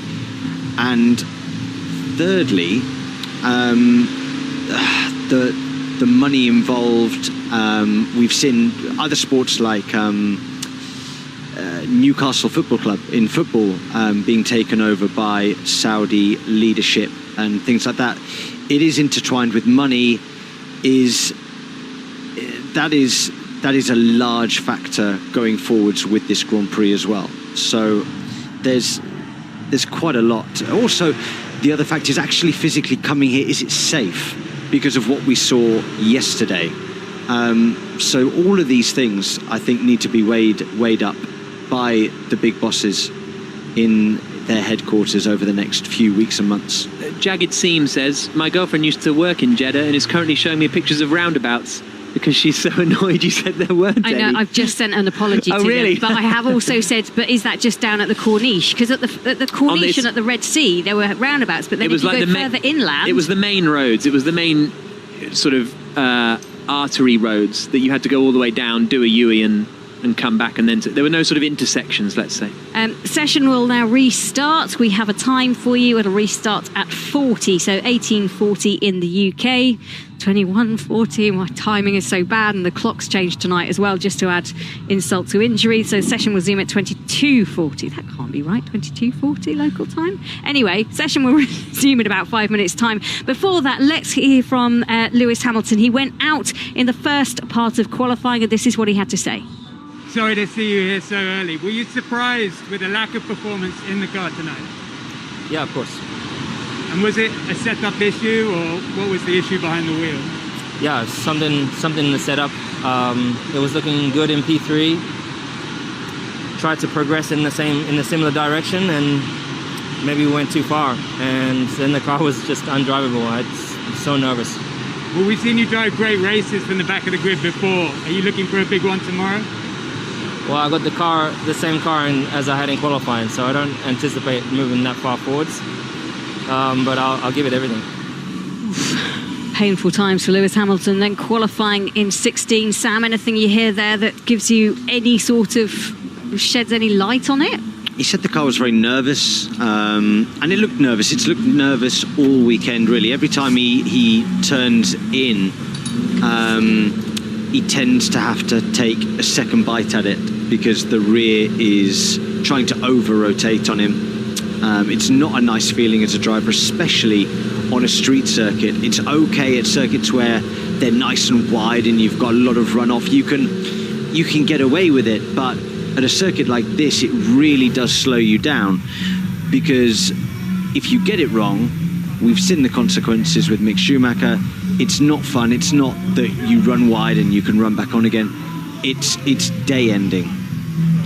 So about 3 minutes to go until the session gets underway. A very long and delayed session. Those drivers out: Tsunoda, Latifi, Hulkenberg, Albon and Hamilton. Jack, I'll cross over to you then, and we'll get the session restarted in a couple of minutes. Yep, just coming up to 20 to 10 in Jeddah as the end of Q2 will begin, and 21:40 local time. I don't know why I said it again, because I just said it, but there we go. That's when the session will resume, with pretty much exactly 5 minutes left on the clock. Now, I wonder what we will see, whether we'll see everybody go straight out and try and do quick lap, cool lap, quick lap, or whether we'll see some people wait to just try and do one lap right at the end of the session, because the gamble you take there is if there is another red flag. If there's another red flag in this session, I'm fairly sure the session wouldn't resume. By the time that it would be 2.5 minutes into this, so you'd have 2.5 minutes left. I would suggest the session wouldn't resume if there's another red flag. No. The other thing I would have said, if this red flag hadn't come out, or if it was a much shorter delay, I wasn't expecting Leclerc, Perez, Verstappen and Sainz to go out again. However, we've had a good 45 minutes break now. I think they're going to want to get back out there again, as we see Max Verstappen in his car ready to go. They're going to want to go back out there again to get back into the groove, because it's quite a long break. 5 minutes in between sessions is one thing, but 45 minutes is quite another. And lo and behold, we see Charles Leclerc driving down to the end of the pit lane. He doesn't need to go out, Jack, but he'll want to get a sighter in ready for Q3. I feel like they're new tyres. No, they were scrubbed. Were they scrubbed? I think. Okay, they fine. looked scrubbed. Fine, he doesn't need to burn through another set of new tyres. He's through to Q3. Yeah. In fairness, at the end of Q1, his engineer said, right, come in, you're safe. And he was like, no, I don't want to. I want to stay out. He did in the end come in, but boy, he loves to drive. Certainly does. But I think definitely to get your eye in for Q3, you would have you'd want to go back out there, as Sam alluded to. It is Kevin Magnussen at the end of the pit lane, then then Leclerc, then Sainz, and then I think it's one of the Alfa Romeos queued up. For those of you syncing up, this light goes green now, and we have 4 minutes 55, 4, 3, 2 seconds left on the clock. The Ferraris rumble out, then it is Valtteri Bottas in the Alfa Romeo. A reminder of the order of where we stand right now. Top 10 at the moment: Leclerc, Perez, Verstappen, Sainz, Alonso, Bottas, Russell, Norris, Schumacher and Gasly, the top 10. Eliminated currently: Zhou, Ricciardo, Magnussen, Stroll and Esteban Ocon as they rejoin the circuit and crack on with it, basically. And a lot of the drivers going straight back out. No emergence yet from Red Bull. No, there is Verstappen actually just making his way to the end of the pit lane. Russell's still in the pits. We'll see what happens, Jenny. Yeah, just to give you an update on tyres, Leclerc has gone out on a used set of the softs, as is Sainz, Verstappen, Norris. Most people electing to use the used. 4 minutes to go. Well, they're probably the same tyres that they were on just before the red flag came out, because they wouldn't have got a lap in on those. So that will be the difference, I would have thought. Partially used, good condition. Yeah, exactly. Quick question, probably to Andrew, because he's, I think, you don't trust us. Well, I don't trust you and I don't trust me. Maybe Jenny as well. Max Verstappen has been doing out prep push. Does he have time now to practice doing that, or is he going to have to get on with it after this one out lap? Ooh, that's an interesting question. It's 2 minutes, isn't it, for a in or out lap? So I would say no, he doesn't have time for an out prep push this time. Okay, no. Okay. Well, I think we will see. Down into turn 1 comes Kevin Magnussen in the other Haas. Now making his way towards turns 4 and 5. At the moment, it's Zhou in 11th, Ricciardo 12th, Magnussen 13th, Stroll 14th, and Ocon in 15th position. The sound you can hear is Magnussen coming through the double right-hander of 8 and 9. Then out over the curb at 10, where Schumacher crashed, bouncing his way down towards the left-hander. He's 800ths up on Gasly coming into turn 13, but he's backed off there, hasn't he? He has backed off, Jack, yeah. I think that it's very difficult to get back in the groove again on your first lap after a red flag. He knows that he doesn't have the timing with where he's fallen on the track, with when he went out of the pits, to do 2 push laps. So he's elected to do a semi-push.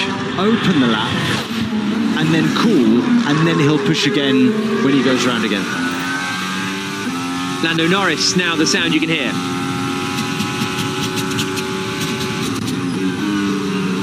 Charles Leclerc still quickest. Norris and Russell improving on these laps. We've got 1 minute and 49 seconds to go. So Norris is one of the first to go. Everybody else will be going a little bit later on. Norris 4 tenths down on Leclerc through 22. Maybe a bit too much into 22. Just had to feather out of the throttle. That'll hurt him all the way down this straight. Norris up to the final corner at 27 now. Down into third gear, right up to the wall on the left-hand side, back on the power, little tiny correction as he got on the power, and he hasn't got a great exit, and actually you can see the delta on his dash dropping down, and in the end he goes 8th quickest. Lost a couple of hundredths coming out of that final corner, did Lando Norris. That was quite cool to see, actually. You don't see that very often on the onboards, but enjoyed that. With a minute to go, Alonso is pushing. Russell is 4 tenths down on Leclerc after the middle sector and is not actually improving here, George Russell. So he's in 7th place. Could put him in a bit of danger, but there aren't any particularly drivers going rapid behind. Stroll and Magnussen are doing all right as Russell comes out of the final turn. Is he finding some improvement? I don't think he is. Remains in 7th place, George Russell. Goes fractionally slower than he managed previously. Verstappen is now starting a flying lap. down into turn 1. So with 29 seconds to go, he has started another flyer. Sainz is going quickly in the Ferrari. Lance Stroll comes across the line and remains in 14th position. So I think Russell should be okay. There's a chance here that Schumacher could get through into Q3 despite being out of the session. But Zhou, Ricciardo, Magnussen are all improving. They're 11th, 12th and 13th. Ocon is improving as well in 15th position. Gasly is on the bubble in 10th. He too is improving. Norris could be in a bit of danger. Alonso comes across the line and he improves. Remains in 5th position but improves. Up to 7th goes Kevin Magnussen. Norris is going to be in a little bit of trouble depending on what Gasly, Zhou and Ricciardo can do. Valtteri Bottas comes across the line. Remains in 6th place. The sound you can hear is the Frenchman, Esteban Ocon. Coming now in towards the final corner. Sainz goes quickest. Schumacher is 10th at the moment. He won't be taking part in Q3 whatever happens, but is Ocon about to shuffle him out? Yes he is, and he gets ahead of Russell. So Russell and Norris both in danger. Gasly to the line, Norris is out of Q3, Ricciardo to the line, and he doesn't manage to beat Russell. And now it's all about Zhou Guan Yu out of the final turn, comes across the line and it's 13th. So Russell makes it through by 0.03 of a second. Both McLarens out of Q2, Norris 11th, Ricciardo 12th, Zhou 13th, Schumacher 14th, Stroll 15th. That was tight at the end, wasn't it? It was exciting. Russell's just scraped through. It'd be a great result for him. He'll be, sighing a huge sense of relief. Great for Magnussen as well. Yeah, absolutely. 2 Q3 appearances after a difficult day yesterday too. Very difficult day. He's really struggled with reliability issues so far. Barely any laps. He didn't actually complete a lap in FP1 yesterday. Haas have had a tough time. A bit of a baptism of fire this weekend, but they've still got the pace in the car. He's still up there in the top 10. So Zhou just missing out by 0.2 of a second. He was 0.4 off his teammate Valtteri Bottas. He was saying that the race in Bahrain gave him more confidence to know that he can push more with the car. Still not quite there, but he felt in qualifying in Bahrain he was sort of way too far off and not finding the limit. But it's nice to... Yeah, I would sort of suggest he hasn't really... Here's Ricciardo's radio. Alright, it's obviously progress since last week. It's decent for Ricciardo, that. Slower than that was Ricciardo's radio, saying that's progress, and about 0.05 slower than his teammate Lando Norris. Disappointing for McLaren, but it is progress compared to Bahrain and progress for Ricciardo compared to sort of his last season. But yeah, Zhou's been neat and tight. We haven't seen him over-driving, spinning. He certainly seems like he's building up to it, which is what he was saying in the press conference the other day. No, I think he was one of the drivers of the race in Bahrain. It was his first Formula One race, the first Chinese driver to take part in a Grand Prix, and he scored a point. Okay, it's 1 point. It's nothing to get too crazy about, but it was fantastic. Absolutely fantastic. And he drove well, he drove smartly, he made moves when he needed to, good strategy, stayed out of trouble. And so far, he started his young Formula One career very well. And he's got a bit of Sheffield going on, because he was based there for years. So he's got one of the best dress senses in the paddock. Definitely. I mean, if that's your thing. I was going to say, a bold dress sense. And I like the fact that F1 drivers are getting more bold. And the Vanity Fair shoot was brilliant. Yes. Just as an FYI, if you haven't seen it, check it out, because it was absolutely brilliant. And it's off topic because Norris and Ricciardo both featured in it, and they were out in that session. Zhou should have featured in it. Next year, maybe. Yeah, absolutely. That's a builder, I think. So qualifying 3, I've never called it qualifying 3, but I guess that is what Q3 stands for. We'll start at 21:53. So what's that, 4 minutes time, Q3 will begin. So we're going to be almost an hour delay then. Yeah, it's a big delay. You've done well filling, by the way. Didn't feel like an hour delay. Felt like 17. Was it an hour? Yeah, just so you know, Charles Leclerc is saying there is definitely more to come from him. He was beaten in that session by his teammate Carlos Sainz, but he didn't think he got the best out of the car in that session. Oh, Jack, who's getting pole? Who's getting pole? Do you want me to remind you at this point of what you both said coming into this? Well, hang on. I'm just trying to remember what I said don't. on air and what I said off air. What did I say on air? Did I say Verstappen on air? Yeah. Okay, fine then, Verstappen. Okay, I'm going to say Charles Leclerc. I'm going to stick with where I was before. Look, I'm more convinced of Leclerc now. I will admit to that. But I will stick to my... Guns. Stick to your guns and go with it. I think, Jenny, you should say Carlos Sainz because... Did that last time. Didn't get me very far, did it? You let me down. Come on, Carlos.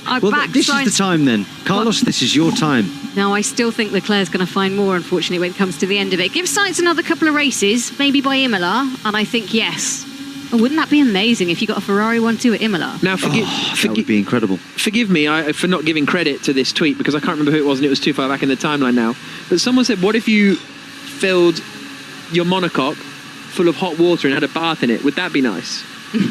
So, like, you get into the bath and it's moulded to you, and then you fill up the tub. I don't know, it'd be a bit strange, really. Hang on, we haven't asked Sam if he's a bath man or not. I don't think that's a conversation we've ever had on it, yes, have we? Yes, we have. Yeah, we have. What did I say? Jolien likes a bath in the morning. Do you not remember this? Oh, that's weird. Yes, that's weird. So weird. That's so odd. And I couldn't get my head around it at all. That's why I know. A bath is something for like slightly early evening. 6-ish? 6:30. On a Thursday. Friday. Specific. Yeah, you know, partial. Not the morning. I mean, what are you doing? That's terrible. With regards to filling, I swear I've been at Pembury in a Formula Renault car and gone through the runoff area and felt like I've had a bath in a racing car. There was that New York shakedown one year as well. Wet enough. That was wet enough. What about Germany? Wetter than a haddock's bathing costume. Or wetter than an otter's pocket. Yeah. Right, Q3, or qualifying 3 as it's now known, about to get underway in 2 minutes' time. We'll see 2 runs from all of the drivers. Russell, the only Mercedes through. That's a surprising lack of pace from Russell because, well, he managed, to be fair. So he found 0.06 of a second from Q1 to Q2. Sainz found 0.2. Leclerc found 0.3. Perez found 0.8. Verstappen did the same. Alonso found 0.7. Bottas found 0.2. So people were finding time, but Russell pretty much the same lap time. So he's obviously done a remarkable job in Q1 and found it more difficult in Q2. This Mercedes car is quite tricky to drive right now, and he's clearly hooked it up in Q1. I mean, if he puts the lap together in Q3, George Russell could be starting 4th or 5th. But if he has another lap like what he's had, he's going to be at the back of the top 10. But it's so on a knife edge at the moment, the Mercedes. Sam, really good observation earlier. The medical helicopter has just got back to the track, which is why the session is able to restart now. So that's why I'm here, Jenny. That's why I'm here. Yeah. You know. Don't say that's why we pay you the big bucks. No, clearly not. Clearly not. Right, cars out on track. First out is Charles Leclerc, followed by Max Verstappen. Then it is Carlos Sainz in the Ferrari. Then it is Pierre Gasly, actually, in the AlphaTauri. Perez yet to leave the pit lane. So, as ever, 2 runs in this qualifying session, I would have thought, unless they do a sort of second lap on the tyres, as Sam was potentially alluding to earlier and we saw earlier on, but you'd think it'll get done on the first lap usually when it comes to this point. At this point, yes. In a 12-minute session, I think it'll be out, push in, get your other set of softs on, and off you go again. The interesting thing for me is what does Max Verstappen do with his tyre prep? All weekend he's been practicing out, prepare, push. If he does that again, it takes him probably another 4 minutes than everybody else to do his sequence. So when does he start his last run? He'll have to leave the pits a lot earlier than everybody else. Perez leaving the pit lane now, considerably later than Verstappen. Russell yet to leave the pit lane at all. But he went out. He did a different tyre strategy in Bahrain qualifying, which he ended up thinking was the wrong thing to do. So we'll see whether he does something a bit more traditional this time around. Here comes Verstappen. DRS closed as he comes across the line, and the same is true of, no, the DRS I think is open on the Ferrari of Leclerc behind. It is indeed. So we'll see what Verstappen, well, we know he's now on a prep lap, but is Leclerc on a push lap? Didn't look fully on it into, oh, he's on it a bit coming out of turn 2, and Verstappen keeps out of the way. So Leclerc is on a push lap then as he comes into turn 4, then through the right-hander of turn 5. Left at 6 and 7, right at 8 and 9, then into the left-hander of turn 10 where Schumacher got on the curb earlier on. Leclerc gets on the curb but not over it, comes down to turn 13, and his first sector is good, a 32.3, which is the fastest first sector of the session so far. Carlos Sainz, though, is quicker than Leclerc through sector 1. They look so committed, don't they, Jack, through sector 1. Leclerc now coming through the middle sector, flat out towards turn 22, up to 200 miles an hour before throwing it left. Fastest middle sector for Leclerc, and Sainz isn't matching him in the middle sector. He's 800ths down, so the Ferrari's almost identical, to be honest, 2/3 of the way around the lap. Leclerc now up into the final turn of 27.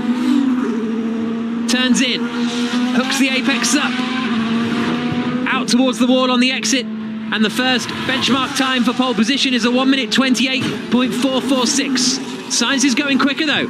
Carlos Sainz to the line in the Ferrari. Does he get ahead of his teammate? Yes, he does. Sainz goes quicker by 0.04 of a second. Ferrari 1-2. Ocon slots into third. Sergio Perez is just coming out of the... I know he's in the middle sector. Magnussen goes fifth. We'll keep an eye on Perez's time, and Verstappen is starting his flying lap now. 8 minutes to go. Jenny? My belief is that Sainz set that lap on a used set of the soft tyres, whereas Leclerc was on a new set. A lot of people out there on used softs.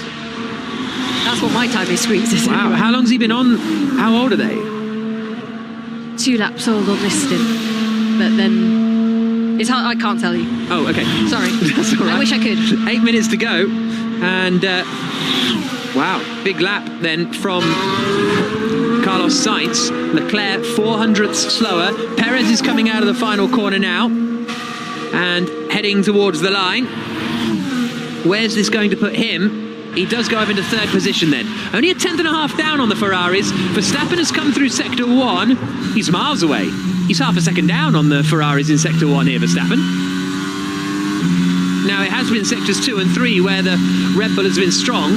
Traditionally, we'll get his middle sector split in a moment. How far away is he from Carlos Sainz? He's 0.4 down. Verstappen's nowhere on this lap, even compared to his teammate Perez. Yeah, struggled. It must have been something. There must have been either some traffic or a small mistake in sector 1, because this is uncharacteristically off the pace for Max Verstappen. There's less than 7 minutes to go now, so he's got to finish this lap, get round again. I think he's going to have to hurry up on this in lap to get back in, put another set of tyres on, because to do his sequence takes longer than other people. 6th quickest for Verstappen. Curveball time from me is always a wild one. They wouldn't have just fueled him up to keep on going round, would they? Which is why he's slightly slower now, and he stays out to get the prep laps that he wants. Well, that was... Shoot me down if you want. No, we'll see. Verstappen was on new tyres. According to... Wait, what the I have zero grip on this tyre. Zero grip on this tyre, says Verstappen. That's the frustration. According to the timings, Sainz's tyres were 5 laps old when he left the pits. So they're 8 laps old now after that stint, whereas Leclerc's were new. So that is a huge offset. So that lap time from Sainz is quite remarkable in that case. Leclerc had quite a big wiggle going into, was it turn 4? seemed to lose the back end a little bit, and he looked a little bit out of line. I just wonder how much time that took out of him. Maybe a little bit, but... So, are we saying again that the used soft tyre could be good enough to do a good lap time? Yeah. There we go. Well, Russell is out on circuit, doing his lap. 2 tenths down on Sainz in the first sector. The Ferraris are already back out on circuit with 5 minutes to go. The sound you can hear is George Russell. He's about to come through the middle sector now. And with 5 minutes to go, Sainz and Leclerc have both rejoined the track on a new set of soft tyres. And that could give them a bit of prep time. So we'll see. Russell, only a quarter of a second down here after the first 2 sectors. This is a pretty on it lap, actually, from Russell. He's got a shot here of getting up into 4th place. Don't think he'll quite manage to match Perez. Here comes now the British driver into the final corner. Got nice up to the wall. Nice line through the final corner at 27. And it is only 5th. Doesn't actually manage to beat Ocon in the end, so lost a lot of time in the final sector. 7 tenths of a second, whereas it was about 2 tenths after the middle. So half a second all going in the final sector. Bottas is 4 tenths down after sector 2. The order currently: Sainz, Leclerc, Perez, Ocon, Russell, Alonso, Verstappen, Gasly, Bottas and Magnussen. And Verstappen is straight out of the pits again. Bottas onto the brakes into 27. One of the Ferraris was really close to the inside wall. I think it was Leclerc. He's going to have his work cut out to get right back over to the outside to start his flying lap. Bottas goes 6th, ahead of Alonso. Ocon's lap is good to have him 4th quickest. But we've still got 3 minutes and 40 seconds to go, so there's still plenty of time. Because even the Ferraris starting their lap now will have time to do another run. They're on new tyres, as I say. Verstappen has left the pits on new tyres. So everybody now is on a new set of tyres. Ocon's tyres, interestingly, were also pretty old. Brand new set for Perez as he joins the circuit. But yeah, Esteban Ocon has 10 laps on those tyres. 3 minutes and 5 seconds left on the clock. Sainz, Leclerc, Perez, Ocon, Russell, Bottas, Alonso, Verstappen. That Verstappen lap, well, like you said, he has no grip, and that was a weird one because he did his out in his prep. I've had it on occasions, Jack, where you go to a circuit and, of course, all the time you expect a new tyre to be the quickest tyre. But then there are times when the track, if it gets too cold or the tyre is brand new and it's not at a certain temperature, for some reason the chemistry doesn't work as well as a slightly used tyre that is maybe in tune with the circuit a little bit more, and it just switches on that much better. I've had the feeling for most of the day that could be the case. And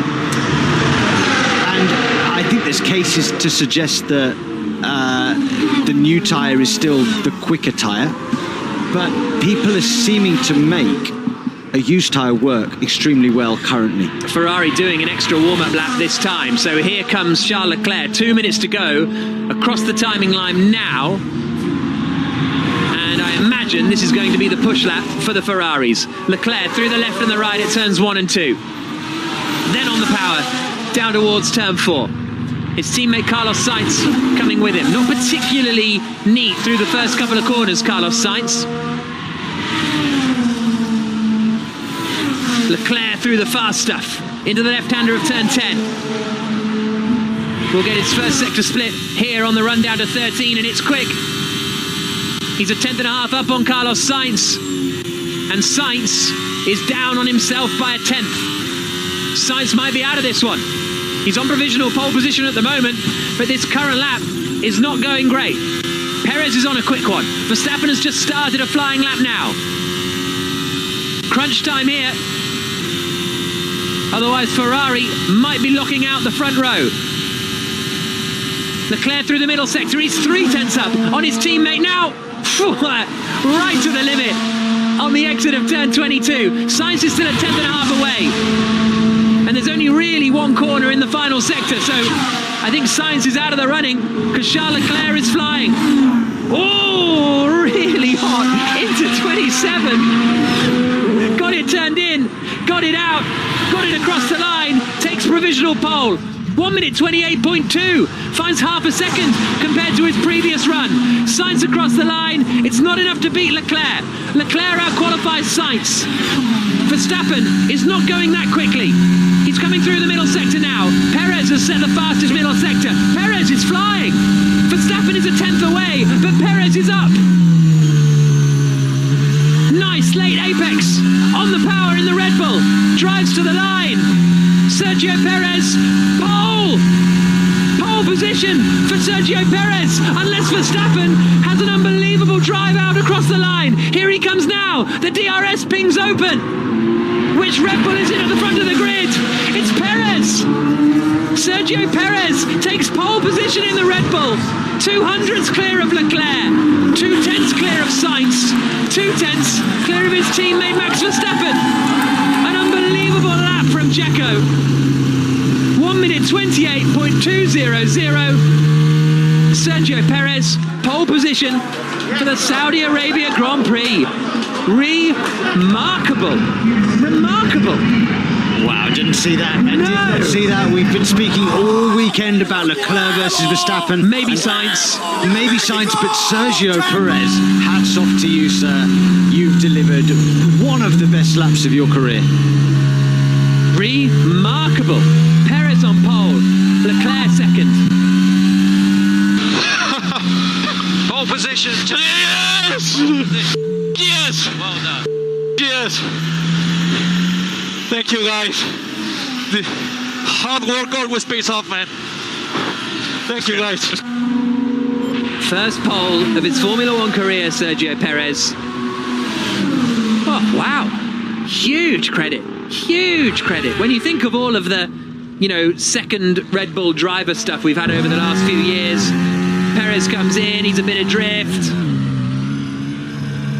and all of that kind of shenanigans that we've seen, to stick it on pole, superb. Verstappen fourth, Ocon fifth, Russell sixth, seventh on the grid will be Fernando Alonso, so good job from Ocon. Bottas eighth, Gasly made a mistake and will be ninth on the grid, and Kevin Magnussen 10th. Russell made a mistake as well, I think, on his second lap, and that forced him to abort.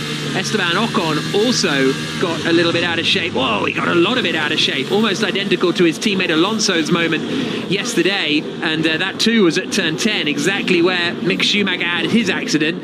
But Ocon was able to save it. But Sergio Perez, Jenny, on pole position.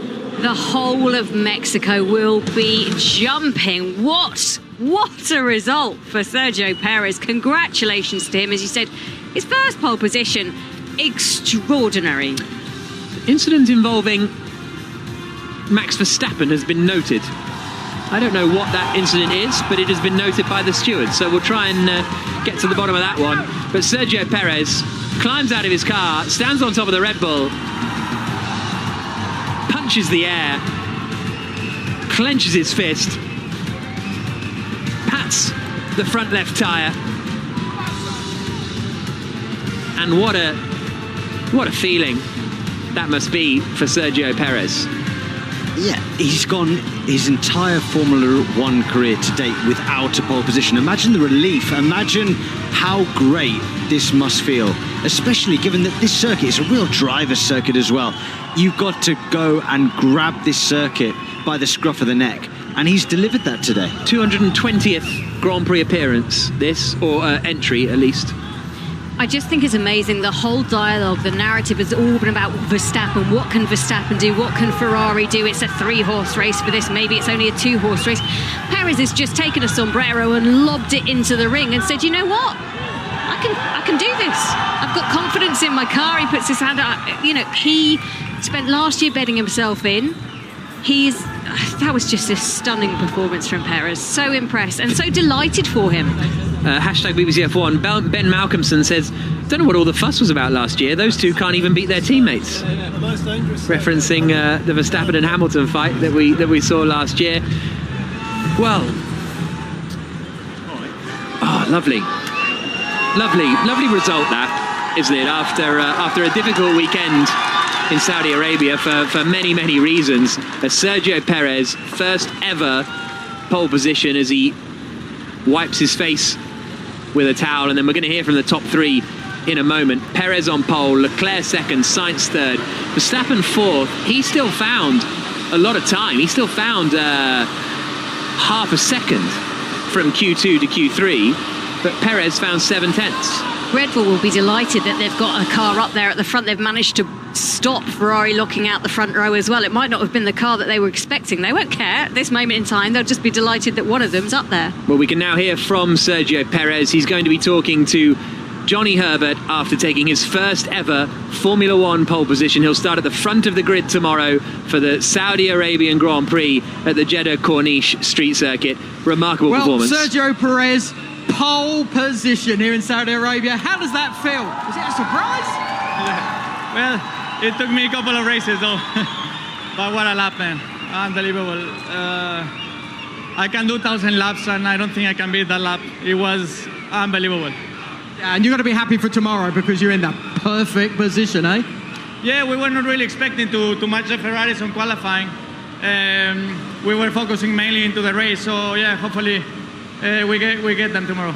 Right, have a good one. Well done. And Charles Leclerc. Hey, Charles. Second. How you feeling after that lap?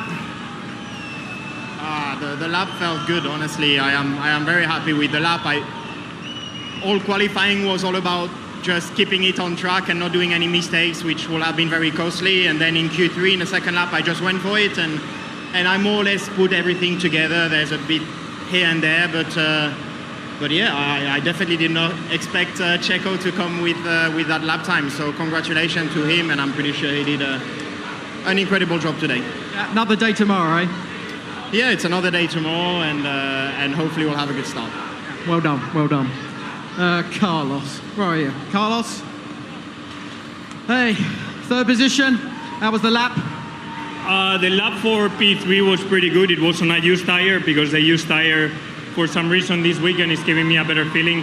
The new tire for me is very digital, very tricky to handle, and when I went on new for the last run of Q3, I just didn't have any rear grip and I struggled. So for a used tire, it wasn't that bad, but again, Checo and Charles pipped me by a little, so it's still okay. It's going to be a great race tomorrow, eh? It's going to be exciting. All four cars mixed up between the Ferraris and the Red Bulls. So we will play around, I think, with each other with strategy and passes, which should be an exciting race. Well done. So that is your 1, 2, 3 Perez, the performance of his life, getting his first ever pole position, followed by the two Ferraris of Charles Leclerc and Carlos Sainz. Verstappen in fourth, and Hamilton all the way back. It seems like forever ago that he qualified in P16, but there's plenty to talk about. Checkered Flag podcast will be coming your way later on this evening. It was 2 hours ago, wasn't it? I think it was 2 hours ago that Hamilton went out of Q1. Feels like 2 days ago, quite frankly. But Sam, what a time to pull out a performance like that if you're Sergio Perez. Oh, there's no feeling better than what he's just done today. You know, to be the quickest driver on the circuit. That's what today's all about. Being the quickest guy out there. He's delivered that. And for me now, the race is so beautifully poised. You've got Sergio Perez, who will dearly want to win the race, prove that he is as capable as the world champion Max Verstappen. You've got Charles Leclerc, the championship leader, alongside him on the grid, followed by Carlos Sainz, Max Verstappen. This circuit is difficult to overtake in the middle sector. However, there's opportunities into turn one. We've seen that it's tricky. There's normally safety cars here. It's going to be a wild ride. And I love the sort of honesty of it from Perez. Normally you hear drivers, oh yeah, I hooked it up really well, really pleased. I could do 1,000 laps and none would be as good as that one. Like that's some serious perfection. I think he's pretty happy with that.